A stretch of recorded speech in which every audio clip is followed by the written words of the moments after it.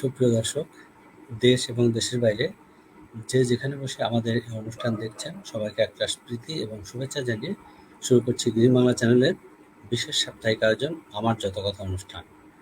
অনুষ্ঠানে আপনাদের সাথে সারাক্ষণ থাকবো আমি কিষান হালদার। আজকে আমাদের সাথে যত কথা শোনাতে তার যত কথা শোনাতে আমাদের সাথে যুক্ত হয়েছেন বাংলাদেশের বিশিষ্ট আবৃত্তি শিল্পী। আমরা একটু পরে ওনার সাথে পরিচিত হব এবং স্টুডিওতে যুক্ত করে নেব। তার আগে জানিয়ে রাখি, এই মাস শোকের মাস। 15ই আগস্ট জাতির পিতা বঙ্গবন্ধু সহ সপরিবারে যারা নিহত হয়েছিলেন, গ্রিন বাংলা চ্যানেলের পক্ষ থেকে গভীর শ্রদ্ধা জানিয়ে আজকের অনুষ্ঠান আমরা শুরু করছি। আর করোনাকালীন সময়ে আপনারা যে যেখানে আছেন সুস্থ থাকুন, ভালো থাকুন এবং নিরাপদে থাকুন, এই প্রত্যাশায় আমরা আজকের অনুষ্ঠান শুরু করছি। তাহলে আমাদের সাথে আজকে যুক্ত হচ্ছে বাংলাদেশের বিশিষ্ট আবৃত্তি শিল্পী আসিফ কামাল। ধন্যবাদ কৃষাণ। তো আসিফ কামাল, আপনাকে গ্রিন বাংলা চ্যানেল স্টুডিওতে স্বাগত জানাচ্ছি। আশা করি আপনি ভালো আছেন। আর আজকে ভালো আমরা আছি, খুব অনেক খুশি হয়েছি। ধন্যবাদ। হ্যাঁ, আমরা খুব খুশি হয়েছি যে আপনি আজকে আমাদের অনুষ্ঠানে আসছেন। গত একটি অনুষ্ঠান আমরা দর্শকদের বলেছিলাম যে আমার যত কথা অনুষ্ঠানে আপনি আসবেন, আজকে এসেছেন। আমরা সত্যি আনন্দিত এবং কৃতজ্ঞ। তো প্রথমে একটা আমারও আবৃত্তি ভালো দিয়ে লাগছে। আজকের আচ্ছা, আমরা একটা আবৃত্তি দিয়ে শুরু করব অনুষ্ঠান। কোন একদম আবৃত্তি শুনবো? একদম। আমি কবিতাটা নিয়ে পরে কথা বলবো, শুরুতে আবৃত্তিটি করছি। আমি সেই মেয়ে, শুভ দাশগুপ্ত। শুভ দাশগুপ্তের কবিতা। আমি সেই মেয়ে, আমি সেই মেয়ে, বাসে ট্রেনে রাস্তায় আপনি যাকে রোজ দেখেন, যার শাড়ি, কপালের টিপ, কানের দুল আর পায়ের গোড়ালি আপনি রোজ দেখেন, আর আরো অনেক কিছু দেখতে পাবার স্বপ্ন দেখেন, স্বপ্নে যাকে ইচ্ছে মতন দেখেন। আমি সেই মেয়ে, বিহারের প্রত্যন্ত গ্রামে দিনের আলোর যার ছায়া মারানো আপনার ধর্মে নিষিদ্ধ, আর রাতের গভীরে যাকে বস্তি থেকে তুলে আনতে পায় বরকন্দাজ পাঠান আপনি, আর সুসজ্জিত বিছানায় যার জন্য অপেক্ষায় অধীন হয় আপনার লাজকীয় লাম্পট্য। আমি সেই মেয়ে, আমি সেই মেয়ে, আসামের চা বাগানের ঝুপড়ি কামিন বস্তি থেকে যাকে আপনি নিয়ে যেতে চান সাহেবী বাংলোয় মধ্যরাতে, ফায়ার প্লেসের ঝলসে ওঠা আলোয় মোদির চোখে দেখতে চান যার অনাবৃত শরীর। আমি সেই মেয়ে, রাজস্থানের শুকনো উঠোন থেকে পিপাসার জল আনতে যাকে আপনি পাঠিয়ে দেন 10 মাইল দূরে সরকারি ইদারায়, আর 20 মাইল হেঁটে ক্লান্ত বিধ্বস্ত যে রমণী ঘোড়া কাঁখে ঘরে ফিরলেই যাকে বসিয়ে দেন চুলোর আগুনের সামনে আপনার রুটি বানাতে। আমি সেই মেয়ে, আমি সেই মেয়ে, যাকে নিয়ে আপনি মগ্ন হতে চান গঙ্গার ধারে কিংবা ভিক্টোরিয়ার সবুজে কিংবা সিনেমা হলের নীল অন্ধকারে, যার চোখে আপনি এঁকে দিতে চান ঝুটা স্বপ্নের কাজল, আর ফুরিয়ে যাওয়া সিগারেটের প্যাকেটের মতো যাকে পথের পাশে ছুঁড়ে ফেলে আপনার ভুল সোজানো গাড়ি শুভ বিবাহ সুসম্পন্ন করতে ছুটে যায় শহরের পথে। কনে দেখা আলোর গোধূলিতে একা দাঁড়িয়ে থাকা আমি সেই মেয়ে, আমি সেই মেয়ে, এমনকি বিধাতারাও যাকে ক্ষমা করেন না। অহংকার আর শক্তির দম্ভে যার গর্ভে রেখে যান কুমারীর অপমান, আর চোখের জলে কুন্তি হয়ে নদীর জলে বিসর্জন দিতে হয় কর্ণকে, আত্মজকে। আমি সেই মেয়ে, সংসারে অসময়ে আমি ভরসা, আমার ছাত্র পড়ানো টাকায় মায়ের ওষুধ কেনা হয়, আমার সমস্ত শরীর প্রবল বৃষ্টিতে ভিজতে থাকে, কালো আকাশ মাথায় নিয়ে আমি ছাতা হয়ে থাকি, ছাতার নিচে সুখে বাঁচে সংসার। আপনি, আপনারা আমার জন্য অনেক করেছেন, সাহিত্যে, কাব্যে, শাস্ত্রে, লোকাচারে আমাকে মা বলে পুজো করেছেন, প্রকৃতি বলে আদিক্ষেতা করেছেন, আর শহরগঞ্জের কানাগলিতে ঠোঁটে রং মেখে কুপি হাতে দাঁড় করিয়ে দিয়েছেন। হ্যাঁ, হ্যাঁ, আমি সেই মেয়ে। একদিন হয়তো, হয়তো একদিন, হয়তো অন্য কোনো একদিন আমার সমস্ত মিথ্যে পোশাক ছুঁড়ে ফেলে দিয়ে আমি হয়ে উঠব অসামান্যা। খোলা চুল মেঘের মতো ঢাকবে আমার খোলা পিঠ, দু চোখে জ্বলবে ভীষণ আগুন, কপাল ঠিকরে বেরুবে ভয়ঙ্কর তেজরশ্মি, হাতে ঝলসে উঠবে সেই খড়গ, দুপায়ের নুপুরে বেজে উঠবে রণধুন্দুবি, নৃশংস অট্টহাসিতে ভরে উঠবে আকাশ। দেবতারাও আতঙ্কে স্তব্ধ হয়ে বলতে থাকবেন, মহামেঘ প্রভাং ঘোরাং মুক্তকেশিং চতুর্ভুজাং কালিকাং দক্ষিণাং মুন্ডুমালা বিভূষিতাং। বিভৎস দাবানলের মতো আমি এগোতে থাকবো, আর আমার এগিয়ে যাবার পথের দুপাশে মুন্ডুহীন অসংখ্য দেহ ছটফট করতে থাকবে। সভ্যতার দেহ, প্রগতির দেহ, উন্নতির দেহ, সমাজের দেহ। হয়তো আমি সেই মেয়ে, হয়তো, হয়তোবা। ধন্যবাদ। অনেক ধন্যবাদ। খুব সুন্দর একটি কবিতা আবৃত্তি করার জন্য, এবং আশা করি আমাদের দর্শক শ্রোতা যারা রয়েছেন উপভোগ করেছেন কবিতাটি, এবং একটি চমৎকার কবিতা আবৃত্তির মাধ্যমে আজকে আমাদের অনুষ্ঠান শুরু হলো। ধন্যবাদ আসিফ কামাল। তো আজকে অনেক কথা আপনার সাথে শেয়ার করব, আপনার না বলা অনেক কথাগুলো আমরা আজকে জানবো। আর দর্শকদের বলে রাখি, যারা আসিফ কামাল সম্পর্কে ভবিষ্যতে বই লিখবেন, ভবিষ্যতে বায়োগ্রাফি লিখবেন, তারা আজকের অনুষ্ঠানটি বেশি মনোযোগ দিয়ে দেখবেন। কারণ অনেক কথা, যে কথাগুলো আসিফ কামাল কোথাও বলেনি, আজকে আমাদের লাইভে কিন্তু সেই কথাগুলো উনি শেয়ার করবেন। তো আসিফ, প্রথমে আমি জানতে চাইবো যে আপনার পিতার নাম কি? বাবা আব্দুল লতিফ, মা মনোয়ারা বেগম। আচ্ছা, আপনারা কয় ভাই আমরা বোন? 3 ভাই 1 বোন, আমি মেঝো। আচ্ছা, তো আপনার জন্ম তারিখটা একটু আমাদের জানাবেন। 22 ডিসেম্বর 1974। আচ্ছা, 22 ডিসেম্বর। তাহলে আমরা কিন্তু আসিফ কামালের জন্ম তারিখ জানলাম। আপনারা যারা বার্থডেতে উইশ করবেন, তারা কিন্তু জন্ম তারিখটি লিখে রাখবেন, 22 ডিসেম্বর। আচ্ছা। একটি বিশেষ ব্যাপার 22 ডিসেম্বরের আছে। 22 ডিসেম্বর হচ্ছে হ্যাঁ, প্রাকৃতিক ভাবেও একটা বিশেষ ব্যাপার, রাত অনেক বড় হয়। হ্যাঁ, নিশ্চয়ই, নিশ্চয়ই। হ্যাঁ, বড়দিন বলা হয়ে থাকে যে ওই দিন সব থেকে বড় রাতও হয় হয় আর রাত কি। বড় হয়। হ্যাঁ, রাত বড় হয়, সব থেকে দীর্ঘ রাত। আচ্ছা, অনেক ধন্যবাদ। আচ্ছা, আপনার গ্রাম কোথায়? গ্রামের নাম রাজবাড়ী বলবেন। সোনারগাঁ, নারায়ণগঞ্জ সোনারগাঁ। নারায়ণগঞ্জ। আচ্ছা, তো জেলা নারায়ণগঞ্জ, বিভাগ তো ঢাকা। আচ্ছা, পড়াশোনা জি, মানে প্রথম যে আমরা প্রাইমারি স্কুলের কথা বলি, সেখানে পড়াশোনা কোথায় করেছেন? এটি আমার এলাকার কাছাকাছি শ্যামপুর প্রাথমিক বিদ্যালয় নাম। শ্যামপুর প্রাথমিক বিদ্যালয় আমার প্রাইমারি, এবং আচ্ছা, শ্যামপুর বহুমুখী উচ্চ বিদ্যালয় সেটি হচ্ছে আমার হায়ার। কলেজ আপনার হলো হচ্ছে গিয়ে মোহাম্মদপুর কমার্শিয়াল কলেজ, এটা মোহাম্মদপুরে। আচ্ছা, আর গ্রাজুয়েশন হচ্ছে কবি নজরুল থেকে। কবি নজরুল জি, ইসলাম কলেজ। আচ্ছা, এখন আমি একটু জানতে চাইবো যে আপনার কলেজ কলেজ জীবন, আমি বাল্যকালের কথা বলি, বাল্যকালের একজন বন্ধু, মানে সব থেকে প্রিয় বন্ধু, তার নামটি বলবেন, এবং তার সাথে ঘটে যাওয়া একটি স্মৃতি আমাদের শেয়ার করবেন। এটি আসলে বাল্যবেলা আমাদের ওই মহল্লা ভিত্তিক ব্যাপার, তো আমরা তো সেই 70s থেকে বেড়ে ওঠা, এবং যে এলাকাটায় আমি এখন থাকি সেটি আমাদের পৈতৃক নিবাস। এখানেই বেশ কিছু আহ, একসাথে বেড়ে ওঠা বেশ কিছু বন্ধু ছিল, যারা একই সাথে স্কুলটাও করেছি। তো আহ, বেশ বড়সড় একটা গ্রুপ ছিল। তো এটাই আমার বন্ধু, একদম বাড়ির পাশে, বাড়ি থেকে খানিকটা দূরে, কাছাকাছি একটা ইয়ে আছে। তবে একটা বিষয় হয় কি, যেটি আমার কাছে খুব মনে হয় যে উম, যে বন্ধুত্ব বলি, বন্ধুত্বের নানান রকম ফেজ আছে।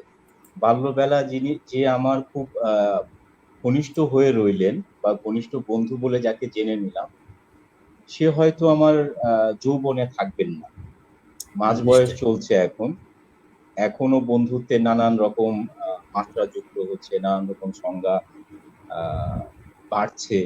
তো সেই হিসেবে এখন আমার একজন খুব ভালো বন্ধু আছেন, যার নাম ফারজানা সিফাত। খুব ভালো বন্ধু, যার সাথে আমার খুব বেশি দিনের পরিচয় না, একটা সংগঠনে একটা বাচ্চাদের নিয়ে কাজ করতে গিয়ে যার সাথে আমার বন্ধুত্ব। আহ, আচ্ছা। মানে ঠিক আছে। এটাকে কিভাবে। জি। হ্যাঁ, আসলে বন্ধুত্ব বলে কয়ে তো হবে না। বন্ধুত্ব হতে গেলে তো মনের মিল থাকতে হবে। এখন এটা কখন একদম। কিভাবে হবে এটা কিন্তু দিনক্ষণ গুণে হবে না। এটা কখনোই সম্ভব নয়। আচ্ছা, আরেকটি প্রশ্ন আমরা একটু জানতে চাইবো যে আপনার স্কুল, কলেজ এবং বিশ্ববিদ্যালয় জীবনে একজন শিক্ষকের নাম বলতে হবে। এটা যদিও বলা কঠিন, যে শিক্ষক আপনাকে ভীষণভাবে প্রভাবিত করেছে বা আপনি আমার প্রভাবিত স্কুলে হয়েছিলেন। আমার স্কুলে ক্ষিতীশ স্যার, হ্যাঁ, বাবু ক্ষিতীশ চন্দ্র নাথ। আমি তাকে খুব মিস করি। তিনি মারা গেছেন একটা রোড অ্যাক্সিডেন্টে। আমি আচ্ছা, ঈশ্বর তাকে মুক্তি দিক। আহ, যে বিষয়টি সে সময় ছিল ক্লাসে, তিনি আমাদেরকে বাংলা দ্বিতীয় পত্র পড়াতেন,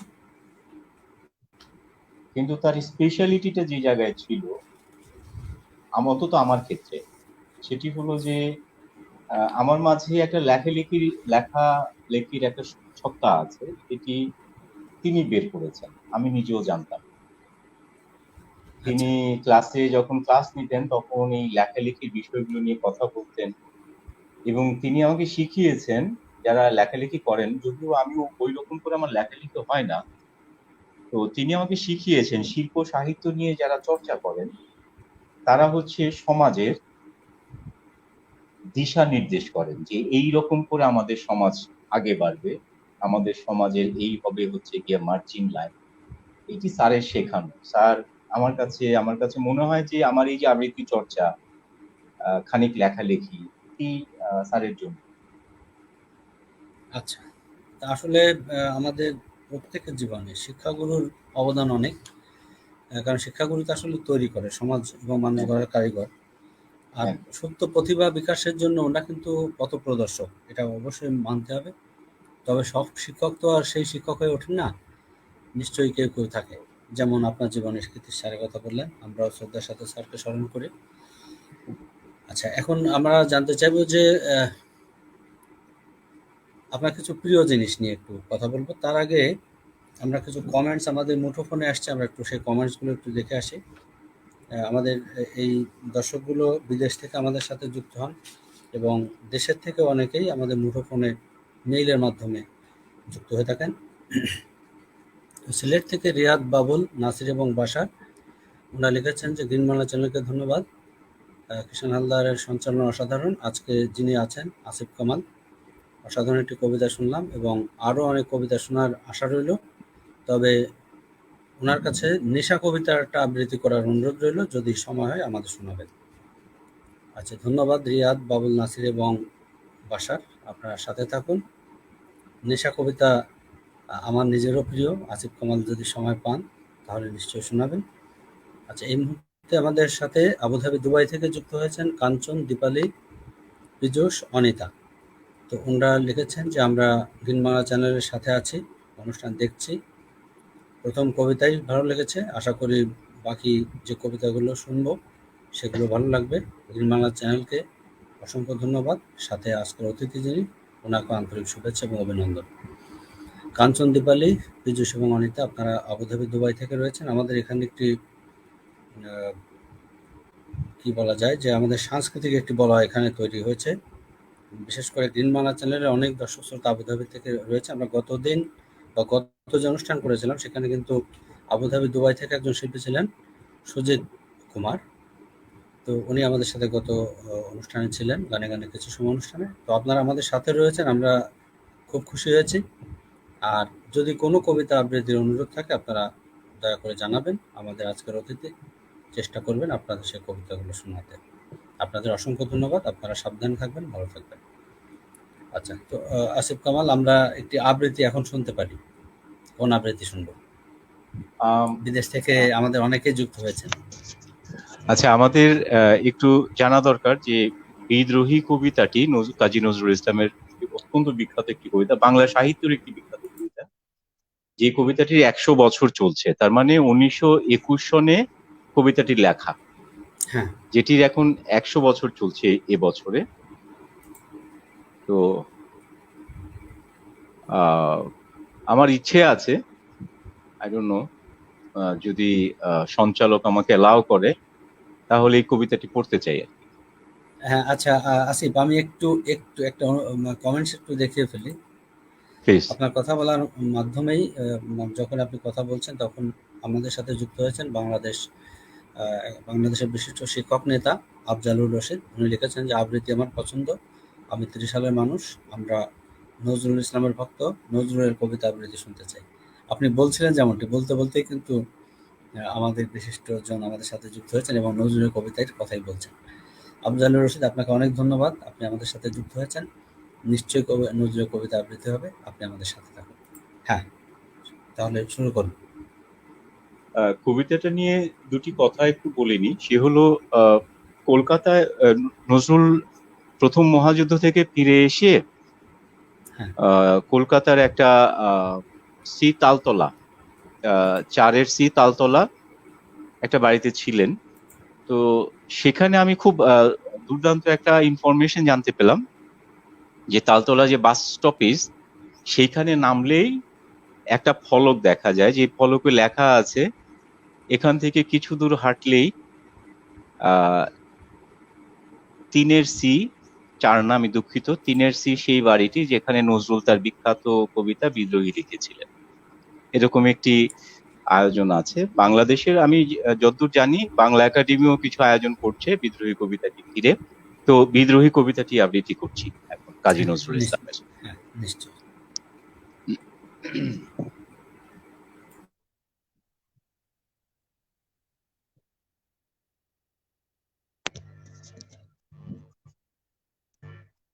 বলবীর,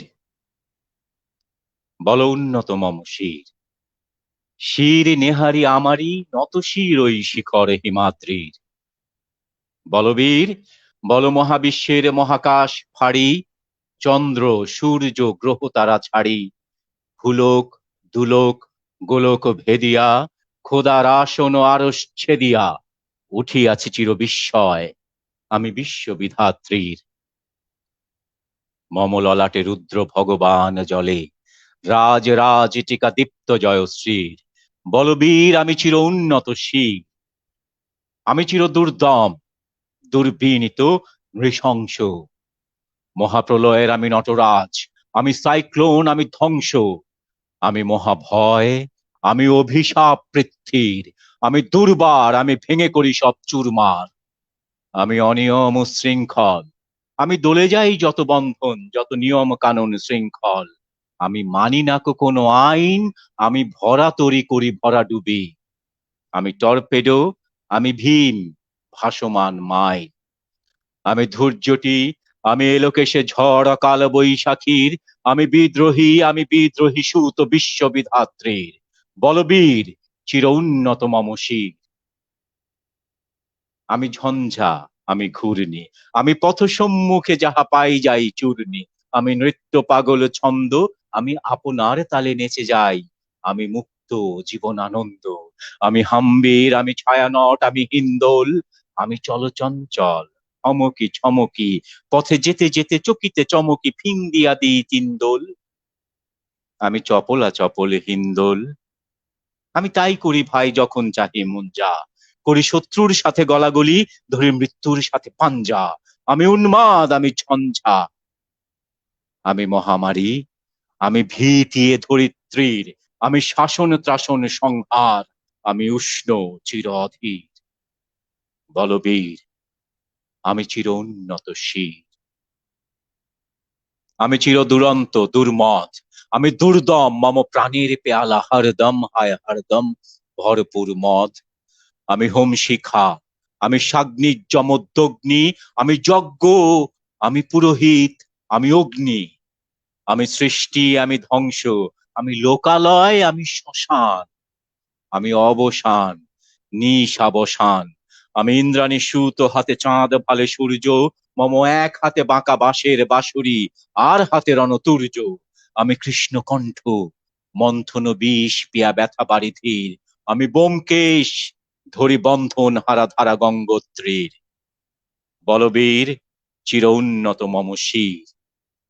আমি সন্ন্যাসী, শূর সৈনিক। আমি যুবরাজ, মম রাজ বেশ ম্লান গৈরিক।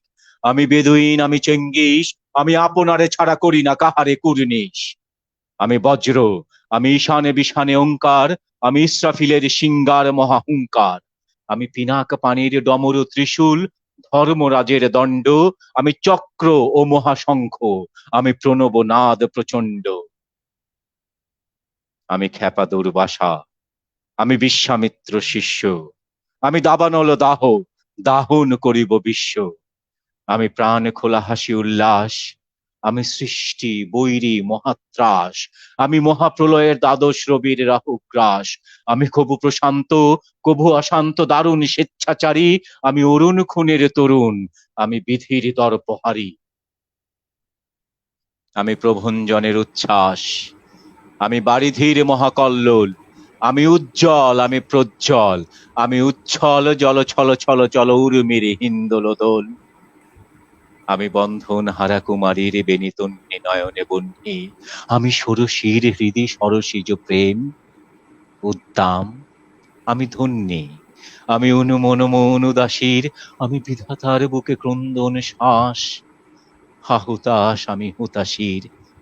আমি বঞ্চিত ব্যথা পথবাসী চিরগৃহহারা যত পথিকের। আমি অবমানিতের মরম বেদনা, বিষ জ্বালা প্রিয় লাঞ্ছিত বুকে গতি ফের। আমি অভিমানী চিরক্ষুব্ধ হিয়ার, কাতরতা ব্যথা শুনিবীর। চিতচুম্বন চুরকম্পন, আমি থর থর থর প্রথম পরশ ক্রমারীর।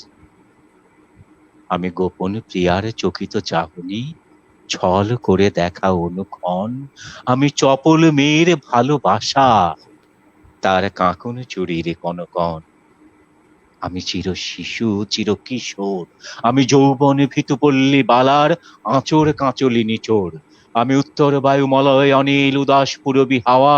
আমি পথিক কবির গভীর রাগিনী, বেনুবিনে গান গাওয়া। আমি আকুল নিদাগাতি আশা, আমি রৌদ্র রুদ্র রবি। আমি মরুনির ঝড় ঝড় ঝড়, আমি শ্যামলিমা ছায়া ছবি। আমি তুরি আনন্দে ছুটে চলি, উন্মাদ আমি উন্মাদ। আমি সহসা আমারে চিনেছি, আমার খুলিয়া গিয়াছে সব বাঁধ। আমি উত্থান, আমি পতন, আমি অচেতন চিতে চেতন। আমি বিশ্বতরণে বই জয়ন্তী মানব বিজয় কেতন। ছুটি ঝড়ের মতন করতালি দিয়া, স্বর্গ মর্ত করতলে। তাজি বর্রাকার উচ্চ শ্রবা বাহন আমার, হিম্মতরে সাহেকে চলে। আমি বসুদা বক্ষে আগ্নে আদ্রি বাড়ব বহ্নি কালানল। আমি পাতালে মাতাল অগ্নি পাথার, কলরল কল কোলাহল। আমি তড়িতে চড়িয়া উড়ে চলে জোর তুড়ি দিয়া দিয়া লম্ফ। আমি ত্রাস সঞ্চারী ভুবনে সহসা, সঞ্চারী ভূমিকম্প। ধরি বাসুকীর ফনা জাপটি, ধরি স্বর্গীয় দূত জিব্রাইলের আগুনের পাখা সাপটি। আমি দেব শিশু, আমি চঞ্চল, আমি ধৃষ্ট, আমি দাঁত দিয়া ছিঁড়ে বিশ্বমায়ের অঞ্চল। আমি আরফিয়াসের বাঁশুরি, মহাসিন্ধু তোলা ঘুম ঘুম। ঘুম চুমু দিয়ে করি নিখিল বিশ্বে নিঝুম। মম বাঁশুরির পানে তাসুরি, মম বাঁশুরির তানে পাশুরি। আমি শ্যামের হাতের বাঁশুরি। আমি রুষে উঠি, যবে ছুটি মহাকাশ ছাপিয়া। ভয়ে সপ্ত নরক হাবিয়া দোজগ, নিভে নিভে যায় কাঁপিয়া। আমি বিদ্রোহী বাহি, নিখিল অখিল ব্যাপিয়া। আমি শ্রাবণ প্লাবন বন্যা, কবু ধরণীরে করি বরণিয়া, কবু বিপুল ধ্বংস ধন্যা। আমি ছিনিয়া আনিব বিষ্ণু বক্ষ হইতে যুগল কন্যা। আমি অন্যায়, আমি উল্কা, আমি শনি, আমি ধূমকেতু জ্বালা বিষধর কাল্পনিক। আমি ছিন্ন মস্তা চণ্ডী, আমি রণদা সর্বনাশী। আমি জাহান নামের আগুনে বসিয়া হাসি পুষ্পের হাসি। আমি মৃন্ময়, আমি চিন্ময়, আমি অজর অমর অক্ষয়, আমি অব্যয়। আমি মানব দানব দেবতার ভয়, বিশ্বের আমি চির দুর্জয়। জগদীশ্বর ঈশ্বর, আমি পুরুষোত্তম সত্য, আমি তাথিয়া তাথিয়া মাথিয়া ফিরি স্বর্গ পাতাল মর্ত। আমি উন্মাদ, আমি চিনেছি আমারে, আজকে আমার খুলিয়া গিয়াছে সব বাঁধ। আমি পরশুরামের কঠোর কুঠার, নিক্ষত্রিয় করিব বিশ্ব, আনিব শান্তি শান্ত উদার। আমি হল বলরাম স্কন্ধে, আমি উপাড়ি ফেলিব অধীন বিশ্ব, অবহেলে নব সৃষ্টির মহানন্দে। মহাবিদ্রোহীর অনক্লান্ত, আমি সেই দিন হব শান্ত, যবে উৎপীড়িতের ক্রন্দন রোল আকাশে বাতাসে ধ্বনিবে না, অত্যাচারীর খড়গ কৃপান ভীম রণভূমে রণিবে না। বিদ্রোহীর অনক্লান্ত, আমি সেই দিন হব শান্ত। আমি বিদ্রোহী ভৃগু, ভগবান বুকে এঁকে দিই পদচিহ্ন। আমি স্রষ্টা সুদন শোক তাপ আনা খেয়ালি বিধির বক্ষ করিব ভিন্ন। আমি বিদ্রোহী ভৃগু, ভগবান বুকে এঁকে দেব পদচিহ্ন। আমি খেয়ালি বিধির বক্ষ করিব ভিন্ন। আমি চির বিদ্রোহী বীর, বিশ্ব ছাড়ায়ে উঠিয়াছি একা, চির উন্নত শির। ধন্যবাদ। অসাধারণ, অসাধারণ। আমি মুগ্ধ হয়ে শুনছিলাম। এই বাংলা সাহিত্যের এই একটি মাত্র কবিতা দিয়ে অনেক কিছু প্রকাশ পাওয়া যায় এবং এই ধরনের একটি অসাধারণ কবিতা বাংলা সাহিত্যকে সত্যি মানে সমৃদ্ধ করেছে। মানে এত সুন্দর কথামালা, আর আপনি আবৃত্তি করলেন। দর্শক বৃন্দ আমাদের সাথে রয়েছেন দেশ এবং দেশের বাইরে থেকে। আমরা একটু একটু কমেন্টসগুলো একটু দেখে আসবো। আমরা কমেন্টসগুলো একটু দেখে আসি। আচ্ছা, আমাদের সাথে রয়েছেন ফেরদৌস রহমান তুষার, লিখেছেন জীবনানন্দের বোধ কবিতা শুনতে চাই। আচ্ছা, সাথে থাকুন। অনেক ধন্যবাদ আপনাকে আমাদের সাথে থাকার জন্য। আফজালুর রশিদ লিখেছেন, ধন্যবাদ জানিয়ে খাটো করতে চাই না। আপনাকে অনেক ধন্যবাদ আফজালুর রশিদ। আচ্ছা, আমাদের সাথে আর কে কে রয়েছেন আমরা একটু দেখে আসবো। এইচ এম আজাদ রয়েছেন, বলবীর চিরোন্নত মামসে শুনতে চাই। হ্যাঁ, এই কবিতাটি এখন আবৃত্তি করলেন, আপনি আশা করি শুনেছেন। অনেক ধন্যবাদ আপনাকে। সাথে থাকুন আমাদের সাথে রয়েছেন বিজন তোপদার, উনি ময়মনসিংহ থেকে আমাদের সাথে যুক্ত হয়েছেন। বাহ, যেমন কণ্ঠ তেমনি আবৃত্তি, চমৎকার। দাদা আমাদের সাথে থাকুন। অনেক ধন্যবাদ আপনাকে আমাদের সাথে যুক্ত হওয়ার জন্য। কিষান, হ্যাঁ, একটাই বলি, আমাদের যে বন্ধু ছিল যার কথা আমি বললাম, ফারজানা সিফাত, হ্যাঁ, সে আমাদের সাথেই যুক্ত আছেন। হ্যাঁ, এই যে ওনার একটা কমেন্টস হ্যাঁ, এইমাত্র আমরা পেয়েছি, আমরা দেখাচ্ছি, সেই কমেন্টসটা হ্যাঁ, এখনই দেখাবো। আচ্ছা, এইচ এম আজাদ লিখেছেন যে ভাই দারুণ লাগছে। নিশ্চয়ই। আচ্ছা, এই যে ফারজানা সিফাত আমাদের সাথে যুক্ত রয়েছেন, লিখেছেন যে তোমার আবৃত্তি তো সবসময় চমৎকার, এইবারও ব্যতিক্রম নয়, শুভকামনা রইল। ফারজানা সিফাত, আপনাকে অনেক ধন্যবাদ। একটু আগে আপনার কথা হচ্ছিল, আসিফ কামাল বলছিলেন যে আপনাদের বন্ধুত্ব অটুট থাক, আমরা সেই প্রত্যাশা করি এবং আপনি আমাদের সাথে থাকুন। আরও নিশ্চয়ই ভালো ভালো কবিতা আমরা শুনবো। আর আপনার কোনো অনুরোধ থাকলে আপনার বন্ধুর কাছে বলবেন, আপনার বন্ধুর মাধ্যমে আমরা শুনতে পারবো। অনেক ধন্যবাদ আপনাকে। আচ্ছা, আমাদের সাথে আর কি রয়েছেন? আচ্ছা, উষা সঙ্গমা সংমা সাংমা সম্ভবত, সরি, উষা সাংমা রয়েছেন, লিখেছেন অসাধারণ, অনেক অনেক শুভকামনা আপনার জন্য। উষা, আপনাকে অনেক ধন্যবাদ আমাদের সাথে যুক্ত হওয়ার জন্য। আশা করি শেষ পর্যন্ত থাকবেন। যদি কোনো আবৃত্তির অনুরোধ থাকে আজকের অতিথিকে আপনি জানাবেন। অনেক ধন্যবাদ আপনাকে। আচ্ছা, আমাদের সাথে এই কবিতাটি একটি শোনার পরে আমাদের একটু অনুভূতি জানিয়েছেন বাইরে থেকে, আমরা একটু শুনে আসি। আমাদের মুঠোফোনে কানাডা টরেন্টো থেকে যুক্ত হয়েছেন অখিল তারাপদ শঙ্কর সুবল, লিখেছেন যে আজকের অতিথি অসাধারণ কথা বলেছেন, কারণ বিদ্রোহী কবিতাটি আমাদের ভারতবর্ষে বসেই লেখা হয়েছিল এবং উনি সেই জায়গাটির নাম বলেছেন। আমরা ভারত থেকে এই কানাডা প্রবাসী। আজকে নির্মালা চ্যানেলকে ধন্যবাদ দিয়ে ছোট করব না, এই ধরনের একটি আয়োজন। এবং আজকে যিনি অতিথি অসাধারণ আবৃত্তি করেছেন এবং বিদ্রোহী কবিতাটি অনেকবার শুনেছি, কিন্তু আজকের আসিফ কামালের কণ্ঠে যেভাবে শুনলাম এমনটি খুব কম শোনা হয়েছে। ওনাকে অনেক ধন্যবাদ, ওনার সাফল্য কামনা করছি। তো আহ, অখিল, তারাপদ, শঙ্কর এবং সুবল, অনেক ধন্যবাদ আপনাদের যে আপনারা আমার আমাদের সাথে আমার পক্ষ রয়েছেন। থেকেও অখিল তারাপদ শঙ্কর সাহেবের জন্য কৃতজ্ঞতা রইল। অনেক ধন্যবাদ ভাই।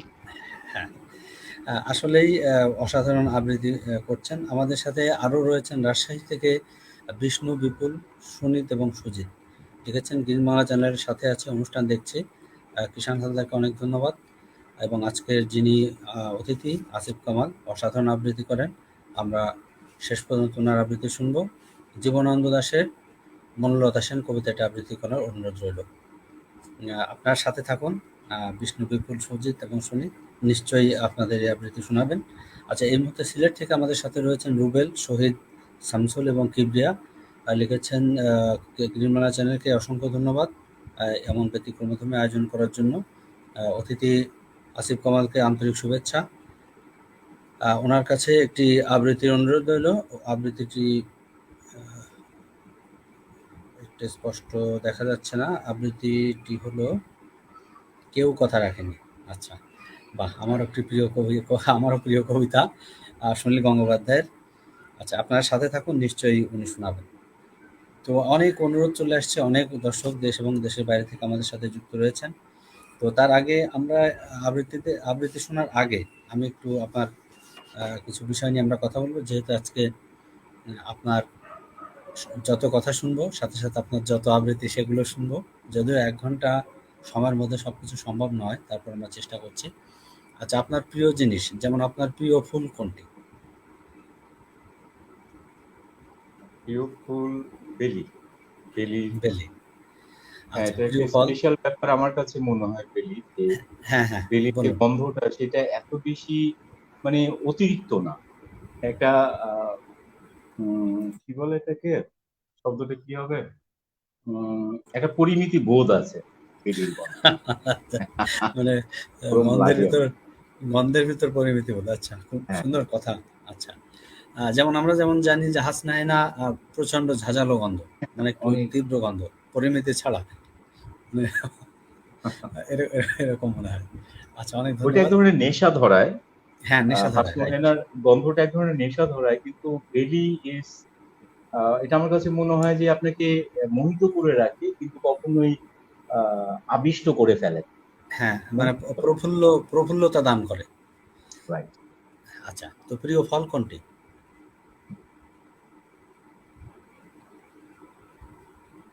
খাবার দাবারের ব্যাপারে আসলে তেমন একটা নাই আমার। একটা সময় বলতাম আমি যে আমার কমলা খুব ভালো লাগে খেতে, মিষ্টি হতে আচ্ছা, হবে। আচ্ছা, আচ্ছা। প্রিয় রং? নীল। নীল। প্রিয় মাস, বাংলা এবং ইংরেজি? আমি আহ, ইংরেজি বলতে পারবো না, বাংলাটাই বলি। আমার পৌষটা আমার ভালো লাগে, একদম মাস ধরে। আর ঋতু ধরে তো বলতে হবে শীত। হ্যাঁ, মানে এখানে পিঠা খাওয়া যায় এবং বিভিন্ন শাকসবজি, এই জন্য কি? আহ অনেকটা ওইটা তো আছেই, সাথে হলো যে ওই ঠান্ডা ঠান্ডা আমেজটা খুব মজা গ্রামে গেলে। কুয়াশা, তারপরে হচ্ছে গিয়ে সেই সময়কার আয়োজন, গ্রাম বাংলার যে একটা মানে এনসাইন এনসাইন একটা টেস্ট আছে, সেটা আপনি এখনো পাবেন এই পৌষে গেলে। আচ্ছা, দাওয়াত আমি দেওয়া, আমি আত্মীয় আচ্ছা, আমি স্বজনদেরকে ইনভাইট। আরেকটা কথায় আসছি। আসিফ কামাল, প্লিজ, আমি একটা প্লিজ। একটা কথায় একটু জানতে চাইবো যে আমাদের বাংলা সাহিত্যে বর্ষাকাল কিন্তু একটা বিশাল জায়গা জুড়ে আছে। আমি আচ্ছা। ভাবছিলাম যে আপনি বলবেন যে বর্ষা আপনার খুব প্রিয়। কারণ বর্ষার শব্দ শুনে কারো মনে কবিত্বভাব জাগে না, এমনটি কিন্তু হয় না। এবং বর্ষা বর্ষা আসলে, হঠাৎ বৃষ্টি হচ্ছে, মেঘ আসলে আমরা কেমন যেন নস্টালজিক হয়ে যাই। আপনার কি এমনটি হয় না? একটা বিষয় হচ্ছে বর্ষা খুব রোমান্টিক ঋতু, আমি বোধহয় অতটা রোমান্টিক না, এটা বোধহয় একটা কারণ হতে পারে, আমি শিওর না। আচ্ছা। না, রোমান্টিসিজম আপনার ভেতর অবশ্যই আছে। এই বিষয় নিয়ে কিন্তু ওই আমরা ফারজানা সিফাতের একটি কমেন্টস হয়তো আশা করব। যে এই যে লাইভে উনি বলছেন আসিফ কামাল যে রোমান্টিক না। দেখি আপনার বন্ধু কি বলে, আমরা একটু শুনবো। কমেন্টস আমার জন্য ধারণা আশা লিখে করে আসি। দেবে যে ও আসলে রোমান্টিক। ঠিক। আচ্ছা, তো ঠিক আছে। তো ঠিক আছে। আচ্ছা, আপনি প্রিয় প্রিয় পোশাক কোনটি? বলুন। আহ, প্রিয় পোশাক টি শার্ট আর কি বলে জিন্স ভালো লাগে পরতে। এটা একটা খুব আচ্ছা, কমফোর্টেবল লাগে। আচ্ছা। আর বেড়ানোর জন্য প্রিয় জায়গা কোনটি? বাংলাদেশ আমি এখনো আমার বাংলাদেশে ইঞ্চি ইঞ্চি জায়গা ঘুরে বেড়ানোর একটা বাসনা আছে। খুব দারুণ কথা বলেছেন। খুব দারুণ। মানে আমার মনের কথা বলেছেন যে মানুষ টাকা খরচ করে বিদেশে চলে যায়, সিঙ্গাপুর যায়, আপনার থাইল্যান্ড যায়। কিন্তু বাংলাদেশটা যদি আমি একটু ঘুরে দেখতাম আমরা, তাহলে বুঝতে পারতাম যে প্রকৃতি কতটা বিচিত্র এবং আমাদের বাংলাদেশটা কত সুন্দর। যারা নিশ্চয়ই। সুন্দরবনে যাননি, আমি যেহেতু এলাকার মানুষ, যারা সুন্দরবনে যাননি আমি অনুরোধ করব সুন্দরবনে আসুন। দেখবেন অসম্ভব সুন্দর। আমি আমাকে বলি ইনভাইট ভয়ংকর করে ফেলেন, সুন্দর। কিষান আমাকে হ্যাঁ, হ্যাঁ। ইনভাইট করতে ফেলেন, আমি কিন্তু ইনভাইটেশন রাখতে চলে যাব। হ্যাঁ, আসেন, আসেন অবশ্যই। আমি আমি সবসময় বলি আসুন। আমাদের এখানে এই সুন্দরবনটা দেখুন। এটা ওয়ার্ল্ড হেরিটেজ এর অংশ। তো আসলে অসম্ভব সুন্দর। আমার কাছে মনে আচ্ছা, হয় যে ভয়ংকর সুন্দর। অডিয়েন্সকে বোধহয় আমাদের জানিয়ে রাখা দরকার যে কিষান এবং আমরা একই ইয়ারমেট, ব্যাচমেট। তারপরেও আমরা একে অপরকে আপনি করে বলছি, খুবই লাগছে আমার কাছে। না, যেহেতু লাইভ অনুষ্ঠান আমরা ওই আচ্ছা, লাইভের বাইরে হয়তো হ্যাঁ, তুমি করে বলা যাবে। আমরা এখানে আসলে আয়োজনের ওই জন্য আপনি করে হ্যাঁ, বলতে হচ্ছে। আয়োজনের জন্য হয়তো ফরমাল তো এখানে একটু ফর্মালিটি মেইনটেইন করতে হবে। তো ঠিক আছে, আমরা কিন্তু এর বাইরে কিন্তু তুমি করেই বলি। আপনাদের জানিয়ে হুম। রাখি। আচ্ছা যাই হোক। আচ্ছা প্রিয় সঙ্গীত তো নিশ্চয়ই শোনা হয়। প্রিয় সঙ্গীত শিল্পী কে? এটি আসলে একেক গানের জন্য একেক জনকে মনে হয়। যেমন আহ, উম, আমাকে যদি বলা হয় যে, যদি ওরকম নাম দায়ে পড়ে নামই বলতে হয়, তাহলে আমি বলবো শাহনাজ রহমাতুল্লাহ এবং সুবীর নন্দী। আমার খুব কষ্টের ব্যাপার যে দুজনেই পাস আওয়ে হ্যাঁ, কাছাকাছি সময়ে। কিন্তু এই দুজনের গান শুনলে যে কোনো গানই আমাকে এখনো আবিষ্ট করে। আর ধরেন যে বিমূর্ত এই রাত্রি আমার একটি গান আছে, হ্যাঁ, হ্যাঁ, হ্যাঁ, যে হ্যাঁ, হ্যাঁ, গানটি হ্যাঁ। হচ্ছে উম, আমি ভুলে গেলাম, রফিকুল সাহেবের ওয়াইফ আবিদা সুলতানার গান। এটি একটু অসাধারণ গান, যতবার শুনি ততবারই শুনতে ইচ্ছে করে। আসলে অসাধারণ কিছু গান রয়েছে। আর আপনি যে শিল্পী হ্যাঁ, দুজনের কথা বললেন, জি। সুবীর নন্দী, এই গানগুলো আসলে এবং শাহনাজ রহমতুল্লাহ সত্যি অসাধারণ শিল্পী। অনেক ধন্যবাদ আপনাকে। আমরা পরের কথায় যাব। তার আগে আমরা কমেন্টস গুলো একটু দেখে আসবো। আমাদের সাথে যারা রয়েছেন। আচ্ছা, আফজালুর রশিদ রয়েছেন, লিখেছেন যে রবীন্দ্রনাথ না হলে আসরের পূর্ণতা পাবে না। বা রবি ঠাকুরের কবিতা আবৃত্তি করতে অনুরোধ করছি। দারুণ, দারুণ বলেছেন। আফজালুর রশিদ থাকুন। আমাদের সাথে নিশ্চয়ই হবে। হ্যাঁ, অবশ্যই হবে। সাথে থাকুন। আচ্ছা, উষা সাংমা লিখেছেন যে রবি ঠাকুরের লেখা 'নির্ঝরের স্বপ্নভঙ্গ' কবিতাটি শোনাবেন প্লিজ। বাহ! আমারও প্রিয় একটি কবিতা। আ নিশ্চয়ই। আচ্ছা, আরেকটি কথা যে আসিফ কামাল আ গত অনুষ্ঠানে একটি কবিতা আবৃত্তি করেছিলেন 'কর্ণ-কুন্তি সংবাদ' রবি ঠাকুরের। আমার কাছে অসাধারণ লেগেছিল। আমি যতবার শুনেছি, আমি এই লাইভটা পরে আমি এটা শুনলাম রেকর্ডেড। অসাধারণ, অসাধারণ এবং অসাধারণ। আমি মহাভারত দেখেছি, যেটা ভারতে বাংলায় হলো পরে। তো সেই মহাভারতের কর্ণকুন্তির থেকেও মনে হলো যে আসিফ কামালের এই আবৃত্তিটা আমার কাছে বেশি টাচিং। আমি এর জন্য কৃতজ্ঞতা প্রকাশ করি আসিফ কামালের কাছে যে অসাধারণ একটি আবৃত্তি। কর্ণকুন্তি সংবাদ। আচ্ছা, তো আমাদের আর কে আছেন আমরা একটু দেখি। ধন্যবাদ। রিয়াজুল হাসান রয়েছেন। উনি হচ্ছেন আমাদের সাথে যুক্ত হয়েছেন আ কেরানীগঞ্জ কেরানীগঞ্জ এলাকা থেকে। আ উনি লিখেছেন যে নজরুলের বিদ্রোহী কবিতাটি আবৃত্তি করার অনুরোধ রইল। আচ্ছা, রিয়াজুল হাসান, আপনি বোধহয় মিস করেছেন। বিদ্রোহী কবিতা কিন্তু একটু আগেই আমাদের অতিথি আবৃত্তি করেছেন এবং অসাধারণ আবৃত্তি করেছেন। আপনি পরবর্তীতে রেকর্ডের অংশটুকু শুনবেন। অনেক ধন্যবাদ আপনাকে আমাদের সাথে থাকার জন্য।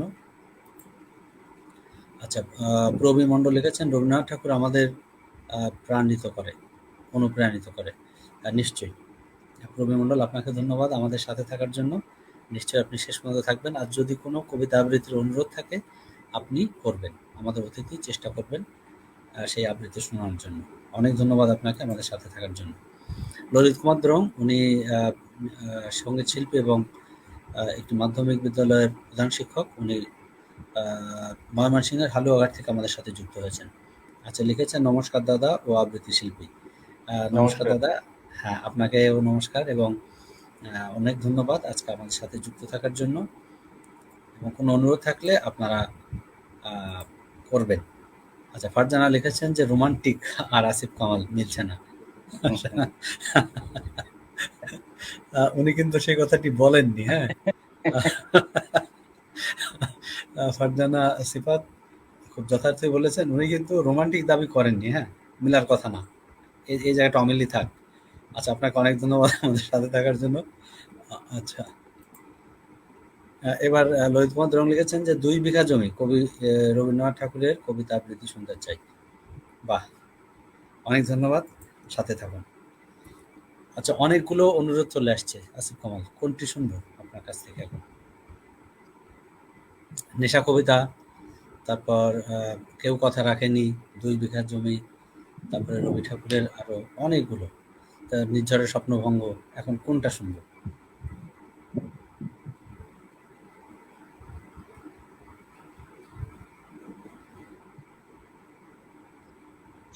এর মাঝখানে তুষার নামে একজন একটি একটি অনুরোধ মানে একটি দাবি করেছে, অনুরোধ বলবো না, ও হচ্ছে আমার এলাকারই একটা ছেলে, আমার খুব আদরের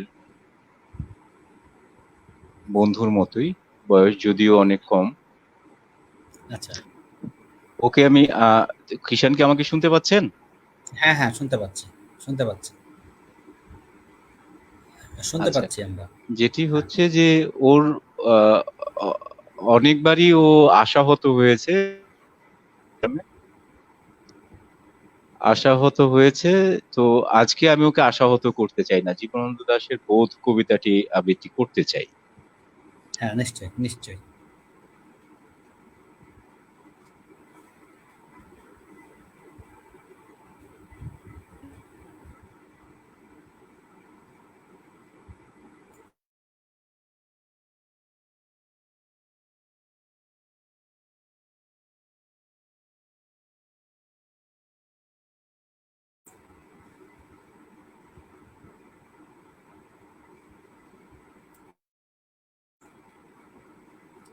আসিফ, আমরা কিন্তু শুনতে পাচ্ছি না। হ্যাঁ, আপনি কি শুনতে পাচ্ছেন আমাদের? আমরা কি লাইনটি হারিয়ে ফেললাম কিনা বুঝতে পারছি না। আসিফ কামাল, আপনি কি আমাকে শুনতে পাচ্ছেন?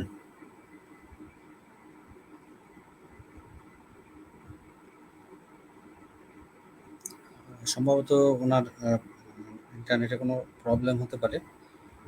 তো সম্মানিত দর্শকবৃন্দ, আপনাদের জানিয়ে রাখি যে আজকে আমাদের সাথে যুক্ত হয়েছেন বাংলাদেশের বিশিষ্ট আবৃত্তি শিল্পী আসিফ কামাল। আমরা ওনার সাথে বিভিন্ন বিষয় নিয়ে কথা বলছি। আর আপনারা এই অনুষ্ঠানটি শেয়ার করে সবাইকে দেখার সুযোগ করে দেবেন। আর আপনাদের জানিয়ে রাখি যে গ্রিন বাংলা চ্যানেল নামে ইংলিশে লিখে সার্চ দিলে আমাদের একটি ইউটিউব চ্যানেল রয়েছে। আপনারা সেই চ্যানেলটি সাবস্ক্রাইব করবেন। তাহলে আমাদের সমস্ত অনুষ্ঠানের আপডেট ওখানে আপনারা পেয়ে যাবেন। এবং গ্রিন বাংলা চ্যানেল বাংলায় লিখলে আমাদের ফেসবুক পেজ রয়েছে, ফেসবুক গ্রুপ রয়েছে। আমরা সেই গ্রুপে আপনারা সবাই অ্যাড হতে পারবেন। এখানে অ্যাড হলে আপনারা সবাই আমাদের সম্মানিত গ্রিন বাংলা চ্যানেল পরিবারের সদস্য হয়ে যাবেন। এখানে আপনাদের সমস্ত কমেন্টস, আপনাদের সব কিছু এখানে আপনারা জানাতে পারবেন। আর আমাদের ইউটিউব চ্যানেলের লিঙ্কটি আমাদের এই গ্রুপে দেওয়া আছে, আপনারা সেখান থেকেও পেয়ে যাবেন। তাহলে আপনারা আমাদের ফেসবুক গ্রুপের সদস্য হবেন। আর আপনার ইউটিউব চ্যানেলটি সাবস্ক্রাইব করে রাখবেন, যাতে করে আমাদের সকল অনুষ্ঠানের আপডেট আপনারা সেখানে পেয়ে যেতে পারেন। আর আপনারা সবসময় বিভিন্ন সময়ে বিভিন্ন অনুষ্ঠানে আপনারা সবসময় আমাদের সাথে থাকেন এবং মূল্যবান কমেন্টস করেন। এগুলো আমাদের পাথেও আপনারা যেখানে থাকুন আমাদের সাথেই থাকবেন। আর আরেকটি কথা জানিয়ে রাখি যে আমাদের এই গ্রিন বাংলা চ্যানেল সবসময় চেষ্টা করছে বিভিন্ন প্রতিভা, বিভিন্ন জায়গা থেকে বিভিন্ন যে প্রতিভাগুলো রয়েছে, যেমন গান বাজনা, কবিতা আবৃত্তি, অথবা অন্য কোনো যারা বিভিন্ন বিষয় নিয়ে রিসার্চ মূলক কাজ করছেন, ওনাদেরকে আমরা সবসময় প্রমোট করে থাকি। তো আপনারা আমাদের যে টিকারে যে ইমেল ঠিকানাটি রয়েছে gbchannel24@gmail.com, এই মেইলে আপনারা মেইল করে আমাদের সাথে যুক্ত হতে পারবেন। আপনারা আমাদের সাথে যোগাযোগ করলে আপনাদেরকে আমরা এখানে সুযোগ করে দেব। আপনারা আপনাদের প্রতিভা এখানে প্রকাশ করতে পারবেন। তো সবাইকে আবারও ধন্যবাদ জানাচ্ছি। আমরা আশা করছি যে আসিফ কামাল কিছুক্ষণের মধ্যেই আমাদের সাথে যুক্ত হবেন। উনি যুক্ত হওয়া মাত্রই আমরা স্টুডিওতে ওনাকে যুক্ত করে নেব। আহ, আমাদের আজকে আমার যত কথা অনুষ্ঠানে অতিথি হিসেবে রয়েছেন আসিফ কামাল, বিশিষ্ট আবৃত্তি শিল্পী, বাংলাদেশ। তো আমরা ওনার লাইনটি হারিয়ে ফেলেছি, আশা করছি উনি কিছুক্ষণের মধ্যে আমাদের সাথে যুক্ত হবেন।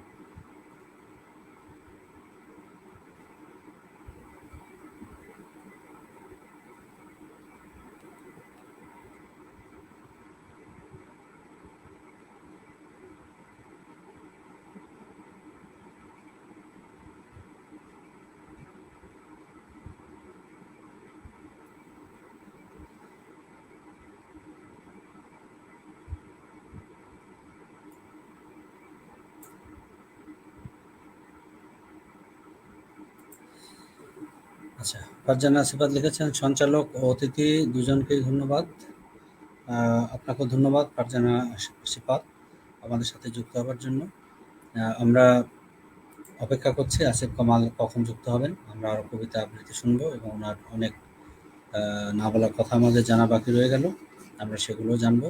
তো আপনারা সবাই সাথে থাকুন। আর এই অনাকাঙ্ক্ষিত ত্রুটির জন্য আমরা ক্ষমা প্রার্থী, কারণ এই সময় মাঝে মধ্যেই ইন্টারনেটের সমস্যা দেখা দেয়। যারা অতিথি আমাদের সাথে যুক্ত থাকেন তারা বিভিন্ন রকম সমস্যায় পড়ে যান। তো আপনারা এটা ক্ষমা সুন্দর দৃষ্টিতে দেখবেন। আশা করছি উনি কিছুক্ষণের মধ্যেই আমাদের সাথে যুক্ত হবেন।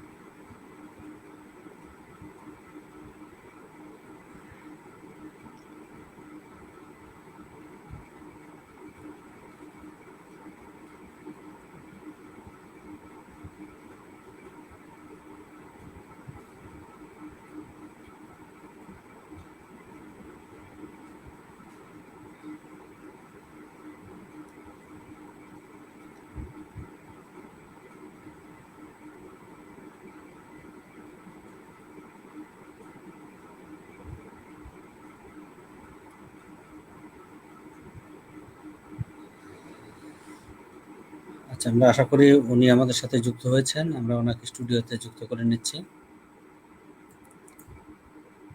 হ্যাঁ, আসিফ পাল, আপনি কি আমাকে শুনতে পাচ্ছেন? হ্যাঁ হ্যাঁ পাচ্ছি। আমি অত্যন্ত দুঃখিত, নেট কানেকশনে একটা জটিলতা। হ্যাঁ, নেট কানেকশনের একটু সমস্যা আমরা বুঝতে পেরেছি। তো আপনি যে আবৃত্তি বোধ কবিতাটি শোনানোর কথা বলেছিলেন, আবৃত্তি আপনি শোনান। আমি যারা শুনছেন তাদের কাছে ক্ষমা চেয়ে নিচ্ছি আমার এই অযাচিত ইন্টারাপশনের জন্য। তো আবৃত্তি করছি জীবনানন্দ দাশের বোধ কবিতাটি।